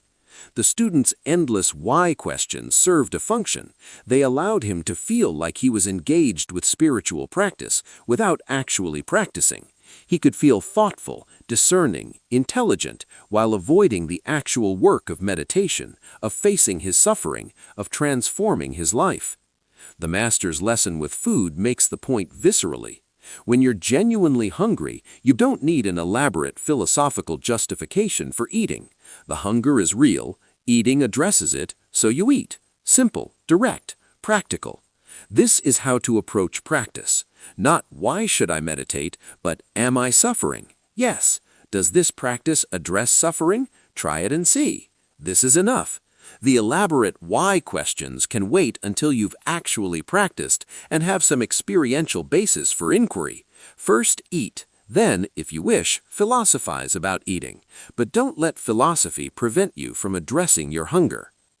This teaching addresses the tendency to use intellectualization as a form of spiritual bypassing. The mind is brilliant at creating complexity, at finding reasons to delay practice, at demanding perfect understanding before taking action. The student's endless why questions served a function. They allowed him to feel like he was engaged with spiritual practice without actually practicing. He could feel thoughtful, discerning, intelligent, while avoiding the actual work of meditation, of facing his suffering, of transforming his life. The master's lesson with food makes the point viscerally. When you're genuinely hungry, you don't need an elaborate philosophical justification for eating. The hunger is real, eating addresses it, so you eat. Simple, direct, practical. This is how to approach practice. Not why should I meditate, but am I suffering? Yes. Does this practice address suffering? Try it and see. This is enough. The elaborate why questions can wait until you've actually practiced and have some experiential basis for inquiry. First, eat. Then, if you wish, philosophize about eating. But don't let philosophy prevent you from addressing your hunger. This teaching addresses the tendency to use intellectualization as a form of spiritual bypassing. The mind is brilliant at creating complexity, at finding reasons to delay practice, at demanding perfect understanding before taking action. The student's endless why. Living the teachings. The monk who returned to the marketplace. After years of practice in a mountain monastery, a monk achieved deep realization. He understood emptiness, recognized his true nature, saw through the illusion of self. His teacher confirmed his understanding and gave him permission to teach. But the monk said, "Master, I wish to return to the marketplace. I want to test this understanding, not in the controlled environment of the monastery, but in the chaos and challenge of ordinary life." The master nodded. "This is wise. True understanding must work in all conditions, not just favorable ones. Go, return to the world. See if your realization holds." The monk left the monastery and returned to the city he had left years before. He got a job, rented a simple room, began living as an ordinary person, and immediately he faced challenges his monastery practice hadn't prepared him for. In the monastery, it was easy to be patient. Everyone was practicing patience. In the marketplace, people were rude, aggressive, inconsiderate. His patience was tested daily. In the monastery, it was easy to maintain equanimity. The environment was designed for peace. In the marketplace, he faced constant stress, noise, demands, provocations. His equanimity was challenged constantly. In the monastery, it was easy to feel compassion. There was little conflict. In the marketplace, he encountered cruelty, selfishness, harm. His compassion was tested repeatedly. He found that his understanding, which had seemed so clear and stable in the monastery, wavered in the face of these challenges. Anger arose, aversion appeared, the sense of a separate self defending itself reasserted. He felt his practice crumbling under the weight of ordinary life. Discouraged, he wrote to his master, "My understanding was just a monastery understanding, not real understanding. It doesn't hold up in actual life. I've failed." The master replied, "You haven't failed. You've discovered something essential. That understanding tested only in favorable conditions is not yet complete. Now the real practice begins. What you call failure is the opportunity for understanding to deepen and become unshakable. The monastery," the master explained, "is like learning to swim in a calm pool, necessary for learning the basics, but the ocean is different. Waves, currents, challenges you don't face in the pool. You're now learning to swim in the ocean. This is the real skill." Don't abandon what you learned. Use it. When anger arises in response to rudeness, you have a choice. Identify with the anger as the old you would have, or recognize it as a passing phenomenon in awareness as you've learned. The anger will be stronger in the monastery. The choice is the same. When stress builds and equanimity wavers, you have a choice. Lose yourself in the stress or find the space of awareness that holds the stress without being disturbed by it. This space is harder to access in chaos, but it's the same space you found in silence. When you encounter cruelty and compassion seems impossible, you have a choice. Close your heart in protection, or remember that those who harm are suffering, and keep your heart open while being wise about boundaries. This, the Master concluded, is the transformation of monastery understanding into lived wisdom. Not understanding in ideal conditions, but understanding that holds in all conditions. Not practice that requires silence and solitude, but practice that can be maintained in noise and company. This is the real test, the real deepening. The monk took these words to heart. He stopped expecting his practice to be as easy as it had been in the monastery. Instead, he treated each challenge as an opportunity. Each provocation was a chance to practice patience. Each stress was a chance to find the unchanging awareness beneath changing conditions. Each encounter with cruelty was a chance to maintain an open heart. It was difficult. He failed often, but gradually his understanding deepened in a way it never had in the monastery. It became robust, tested, real. It was no longer understanding in theory or understanding in favorable conditions. It was understanding that held in the crucible of ordinary life. Years later, he opened a small shop in the marketplace where he sold tea. But more than tea, he offered presence. People came not just for the tea, but for the quality of his attention, the depth of his peace, the genuine compassion he radiated even in the middle of marketplace chaos.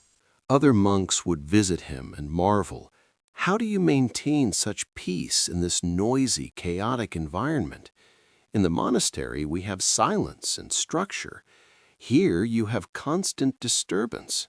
Yet you seem more peaceful than we are. He would smile and reply, in the monastery, I practiced peace. Here, I live it. In the monastery, I understood emptiness. Here, I embody it.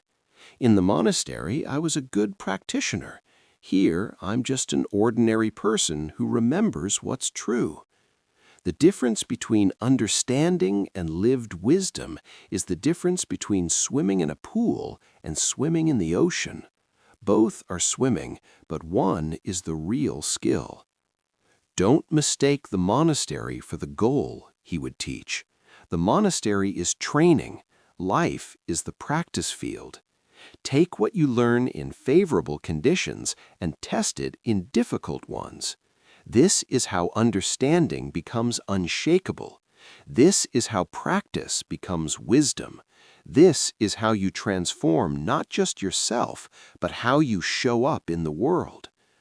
This story addresses a crucial phase in spiritual development, the integration of understanding into ordinary life. Many people make progress in retreat or in protected practice environments, but struggle when they return to the complexity and challenge of everyday life. The monk's experience is common. Understanding that feels stable and clear in favorable conditions can waver when tested by real-world challenges. This doesn't mean the understanding was false. It means it's not yet fully integrated, not yet unshakable. The Master's teaching about the pool and the ocean is perfect. You need the pool to learn basic skills, but the real test is the ocean. And swimming in the ocean requires all the same skills you learned in the pool, plus something more, the ability to maintain those skills under challenging conditions. This is why monastery practice alone is incomplete. It's necessary, valuable, foundational, but it's not sufficient. You must take what you learn in favorable conditions and test it in difficult ones. You must see if your peace holds when provoked, if your equanimity remains when stressed, if your compassion persists when challenged. This testing doesn't diminish your understanding, it deepens it. Each challenge is an opportunity to practice more deeply. Each failure is a chance to see where understanding is still conceptual rather than embodied. Each success strengthens the understanding, making it more robust and reliable. The monk's eventual role as a tea seller in the marketplace represents the highest achievement. He doesn't need special conditions anymore. He maintains practice not in spite of marketplace chaos, but through it. He's not seeking to escape life, but to be fully present for it. His understanding has become lived wisdom. The teaching for all practitioners: don't mistake favorable conditions for achievement. Don't think that because you're peaceful in silence, you're enlightened. Don't believe that understanding in retreat is complete understanding.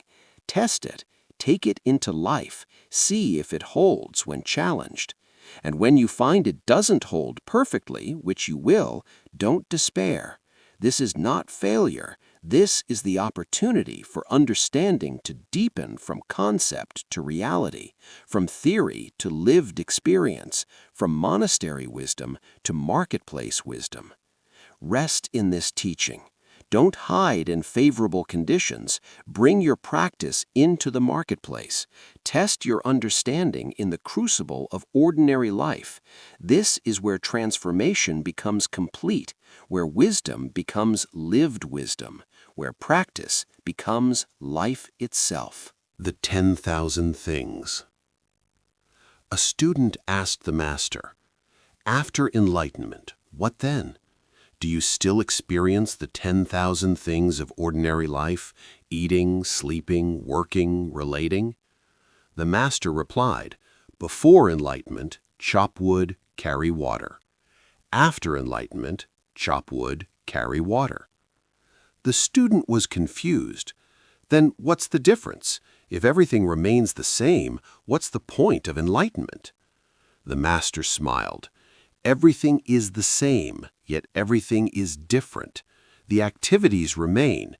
You still chop wood, still carry water, but your relationship to these activities transforms completely. Before enlightenment, the master explained, you chop wood while wishing you were done, while thinking about what comes next, while believing you're a separate self doing something tedious. The activity is burden. The present moment is something to get through to reach the next moment. After enlightenment, you chop wood while chopping wood, fully present, fully engaged, no self separate from the chopping. The activity is not burden, but simply what's happening. The present moment is not something to get through, but something to be fully alive for. So the difference is presence? The student asked. The difference is everything, the master replied. Before, you were lost in thought while doing. After, you're present with doing. Before, you were the doer, separate from the doing, creating suffering through that separation. After, there's just doing, no separate doer, and in that absence of separation, suffering ceases even as activity continues. "Let me show you," the master said, handing the student an axe. "Chop wood." The student began chopping, but his mind wandered. He thought about whether he was doing it right, whether the master was judging him, how long he'd have to do this, what it meant spiritually. His body chopped while his mind was elsewhere. The master stopped him. "Were you chopping wood?" "Yes," the student said. "No," the master corrected gently. "Your body was making chopping motions, but you were lost in thought. You were not present with the actual experience of chopping wood. Try again. This time, be there for it." The student tried again, this time bringing his full attention to the experience of chopping. The weight of the axe, the texture of the wood, the sound of the strike, the sensation in his muscles. His mind still wanted to wander, but he kept gently returning attention to the direct experience of chopping. After a while, something shifted. The separation between him and the chopping dissolved. There wasn't a him doing chopping. There was just the activity itself, fully experienced, no division. And in that moment of complete presence, there was a quality of aliveness, of rightness, of peace that had nothing to do with the activity itself and everything to do with being fully present for it. When he stopped, slightly out of breath but surprisingly energized, the master asked, "Now were you chopping wood?" "Yes," the student said, "and it was completely different, not the activity itself, but everything about my experience of it." That, the master said, is the difference. Enlightenment doesn't transport you to some special realm where you no longer deal with the 10,000 things of ordinary life. It transforms your relationship to those things. You still chop wood, but you're actually there for the chopping. You still carry water, but you're present with the carrying. You still eat, sleep, work, relate, but you're alive for it in a way you never were before. Most people, the master continued, spend their whole lives doing things while being mentally elsewhere. They eat while thinking about work. They work while thinking about home. They're with family while thinking about something else. They're physically present but mentally absent. They never actually live their lives. They're too busy thinking about their lives to be present for them. Enlightenment is waking up from this trance of constant mental absence. It's being here for your life as it actually happens. And this simple shift from absence to presence transforms everything. Not the content of life, but your experience of it. The student practiced this teaching diligently. He brought full presence to ordinary activities, not just meditation or spiritual practice, but washing dishes, walking, talking with others, eating, working. And he discovered the master was right. The activities remained the same, but his experience of them transformed completely. Washing dishes with full presence was not a chore, but an opportunity for complete engagement with simple, direct experience. Walking with full presence was not just transportation, but a rich, vivid experience of movement, sensation, aliveness. Even difficult activities, when met with presence, lost their quality of burden and became simply what was happening, to be fully experienced. Years later, teaching students, he would emphasize this point. You're not practicing to escape life, you're practicing to finally show up for it. The 10,000 things will continue. This is life. But will you be absent or present? Will you go through the motions while being mentally elsewhere? Or will you be alive for the actual living of your life? This choice is available every moment. This is the transformation. This profound teaching addresses a common misconception that enlightenment means escaping from life into some special realm. The teaching, before enlightenment, chop wood, carry water, after enlightenment, chop wood, carry water, is one of the most important in Zen. The activities remain the same. You still have to do ordinary things, work, eat, sleep, deal with the practical realities of life. Enlightenment doesn't exempt you from this. You don't float above it all in some transcendent state. You're still here, still dealing with the 10,000 things. But your relationship to these activities transforms completely. Before enlightenment, you're lost in thought while doing them, wishing they were over, waiting for the next thing, creating suffering through your mental absence and resistance. After enlightenment, you're present for them, engaged with them, alive for them. This is not a small difference. This is everything. Most people never actually experience their lives because they're so busy thinking about their lives. They're never present for the actual living. They're always somewhere else mentally, in the past, in the future, in fantasy, in worry. Enlightenment is waking up from this trance of constant mental absence. It's being here for your life as it actually happens. And this simple shift from absence to presence transforms everything. Not the content of life, but your experience of it. The student practiced this teaching diligently. He brought full presence to ordinary activities, not just meditation or spiritual practice, but washing dishes, walking, talking with others, eating, working. And he discovered the master was right. The activities remained the same, but his experience of them transformed completely. Washing dishes with full presence was not a chore, but an opportunity for complete engagement with simple, direct experience. Walking with full presence was not just transportation, but a rich, vivid experience of movement, sensation, aliveness. Even difficult activities, when met with presence, lost their quality of burden and became simply what was happening, to be fully experienced. Years later, teaching students, he would emphasize this point. You're not practicing to escape life, you're practicing to finally show up for it. The 10,000 things will continue, this is life, but will you be absent or present? Will you go through the motions while being mentally elsewhere, or will you be alive for the actual living of your life? This choice is available every moment. This is the transformation. This profound teaching addresses a common misconception that enlightenment means escaping from life into some special realm. The teaching, before enlightenment, chop wood, carry water, after enlightenment, chop wood, carry water, is one of the most important in Zen. The activities remain the same.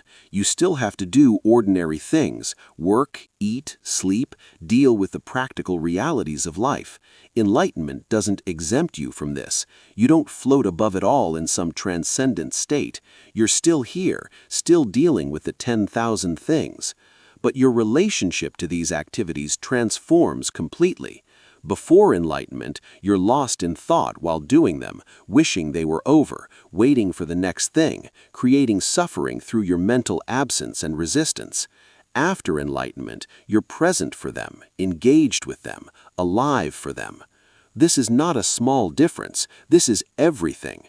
Most people never actually experience their lives because they're so busy thinking about their lives. They're never present for the actual living. They're always somewhere else mentally, in the past, in the future, in fantasy, in worry. Enlightenment is waking up from this trance of constant mental absence. It's being here for your life as it actually happens. And this simple shift from absence to presence transforms everything. Not the content of life, but your experience of it. The student practiced this teaching diligently. He brought full presence to ordinary activities, not just meditation or spiritual practice, but washing dishes, walking, talking with others, eating, working. And he discovered the master was right. The activities remained the same, but his experience of them transformed completely. Washing dishes with full presence was not a chore, but an opportunity for complete engagement with simple, direct experience. Walking with full presence was not just transportation, but a rich. Closing. Integration and rest. Final meditation. Coming home. Dear friend, we have traveled far together through these teachings, through these stories that have been passed down for centuries to illuminate the path of transformation.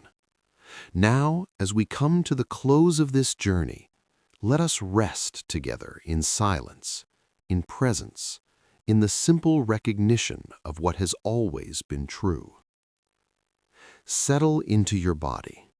Let it be completely supported. You need not hold yourself up anymore. The earth holds you. The bed or chair holds you. You can completely let go into this support. Take a slow, deep breath and release it with a sigh. Let this breath wash through you, carrying away any tension, any holding, any effortfulness.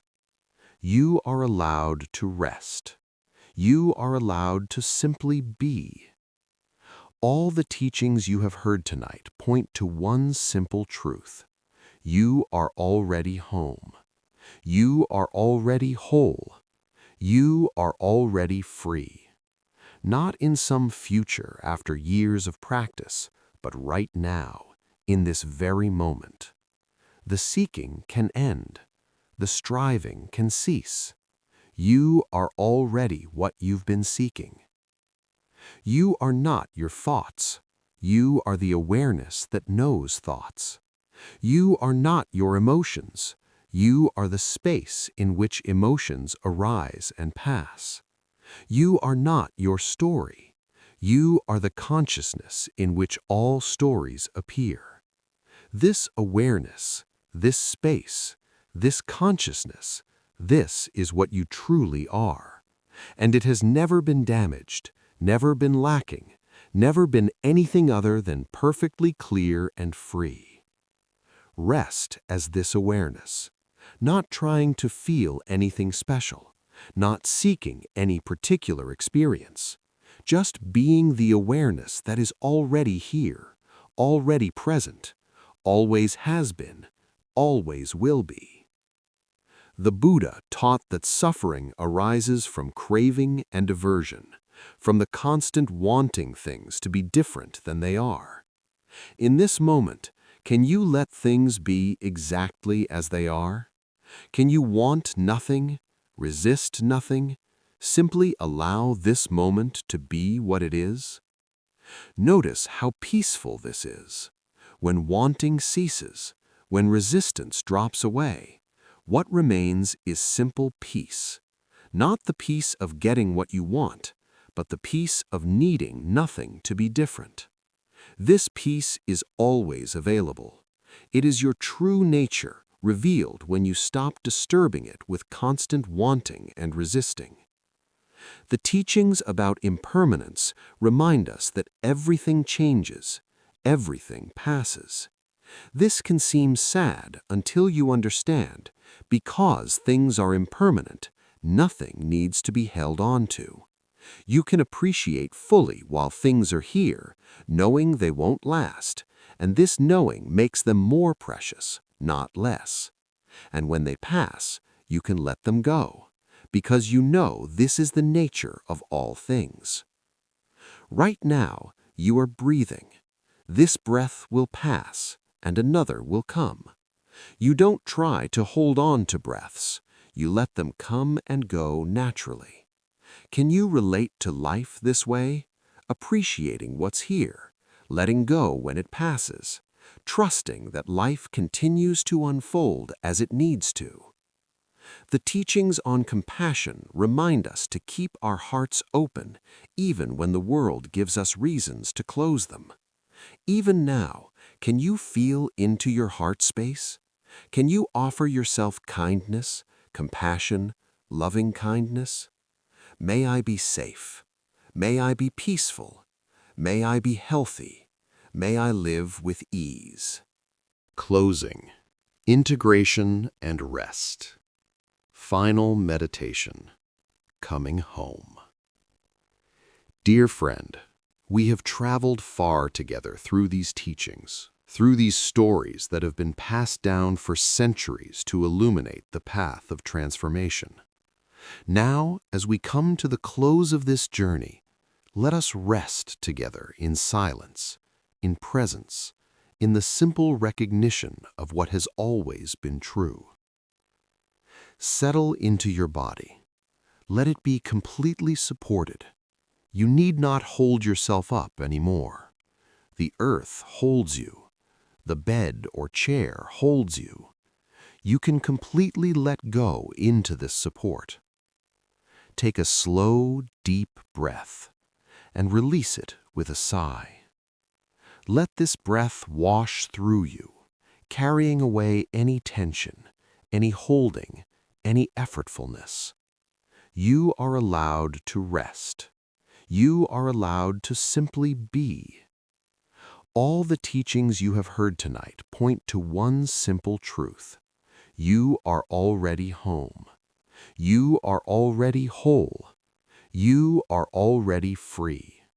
Not in some future after years of practice, but right now, in this very moment. The seeking can end. The striving can cease. You are already what you've been seeking.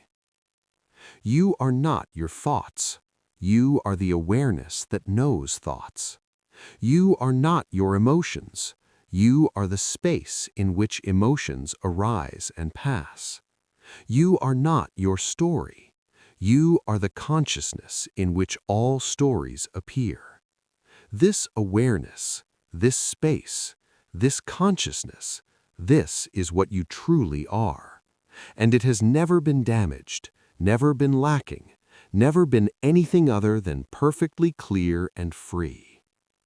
Rest as this awareness, not trying to feel anything special, not seeking any particular experience, just being the awareness that is already here, already present, always has been, always will be. The Buddha taught that suffering arises from craving and aversion, from the constant wanting things to be different than they are. In this moment, can you let things be exactly as they are? Can you want nothing, resist nothing, simply allow this moment to be what it is? Notice how peaceful this is. When wanting ceases, when resistance drops away, what remains is simple peace. Not the peace of getting what you want, but the peace of needing nothing to be different. This peace is always available. It is your true nature, revealed when you stop disturbing it with constant wanting and resisting. The teachings about impermanence remind us that everything changes, everything passes. This can seem sad until you understand, because things are impermanent, nothing needs to be held on to. You can appreciate fully while things are here, knowing they won't last, and this knowing makes them more precious, not less. And when they pass, you can let them go, because you know this is the nature of all things. Right now, you are breathing. This breath will pass, and another will come. You don't try to hold on to breaths. You let them come and go naturally. Can you relate to life this way? Appreciating what's here, letting go when it passes, trusting that life continues to unfold as it needs to. The teachings on compassion remind us to keep our hearts open even when the world gives us reasons to close them. Even now, can you feel into your heart space?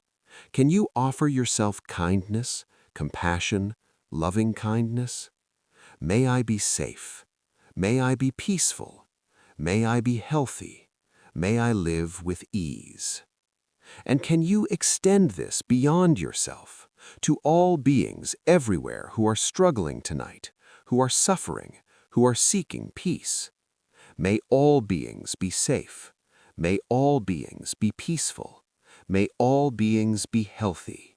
May all beings live with ease. This is not just a nice thought.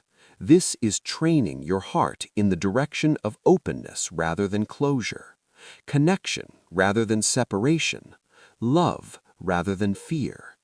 This training transforms you and through you touches the world. The teaching about being present reminds us that life is happening now, always now, only now. The past is memory. The future is imagination. This moment is the only moment you ever actually have. Are you here for it, or are you lost in thoughts about other moments? Bring yourself fully here. Feel your body breathing. Notice the awareness that knows you're breathing. Hear any sounds present. Feel any sensations. Be here, simply here, for this moment that is your life actually happening. This is all you need to do. Be present. Be here. Be aware. Everything else arises naturally from this simple presence. The mirror of your awareness is clear, always has been, always will be. Reflections come and go, thoughts, emotions, sensations, experiences. But the mirror remains clear, never stained by what it reflects. You are the mirror, not the reflections. Rest in this recognition. You are already home. The long search is over. The seeking can end. You are already what you've been looking for. Simply recognize this and rest in the profound peace of being already complete, already whole, already free. May these teachings serve you well. May they support your journey toward greater peace, greater wisdom, greater compassion. May they remind you again and again that you are already what you seek. May you wake up to your true nature. May you live from presence rather than from absence. May you recognize the mirror you've always been. May you taste the strawberry. May you keep your heart open. May you be free. And may all beings everywhere wake up to their true nature. May all beings find peace. May all beings be free from suffering. May all beings know they are already home. Rest now, dear friend. Sleep peacefully, and know that you carry these teachings in your heart. They will work on you in ways you cannot see, transforming you from the inside, revealing what has always been true. You are home. You have always been home. You could never be anywhere else. Rest in this knowing. Rest in this peace. Rest in the simple recognition of what you are, awareness itself, consciousness itself, the unchanging presence in which all life unfolds. All is well. All has always been well. All will always be well. Good night. Rest deeply. Be at peace.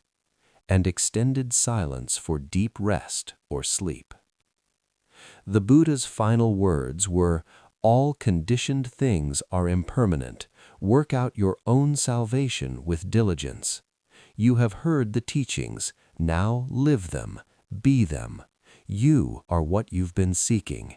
Remember this. Return to this. Rest in this. You are the mirror. You are home. You are free. May all beings be happy. May all beings be peaceful. May all beings be free from suffering. May all beings know they are already home. Om Mani Padme Hum. The jewel is in the lotus. The truth is in the heart. You are already home. Final deep silence. Welcome home, dear one. You never left.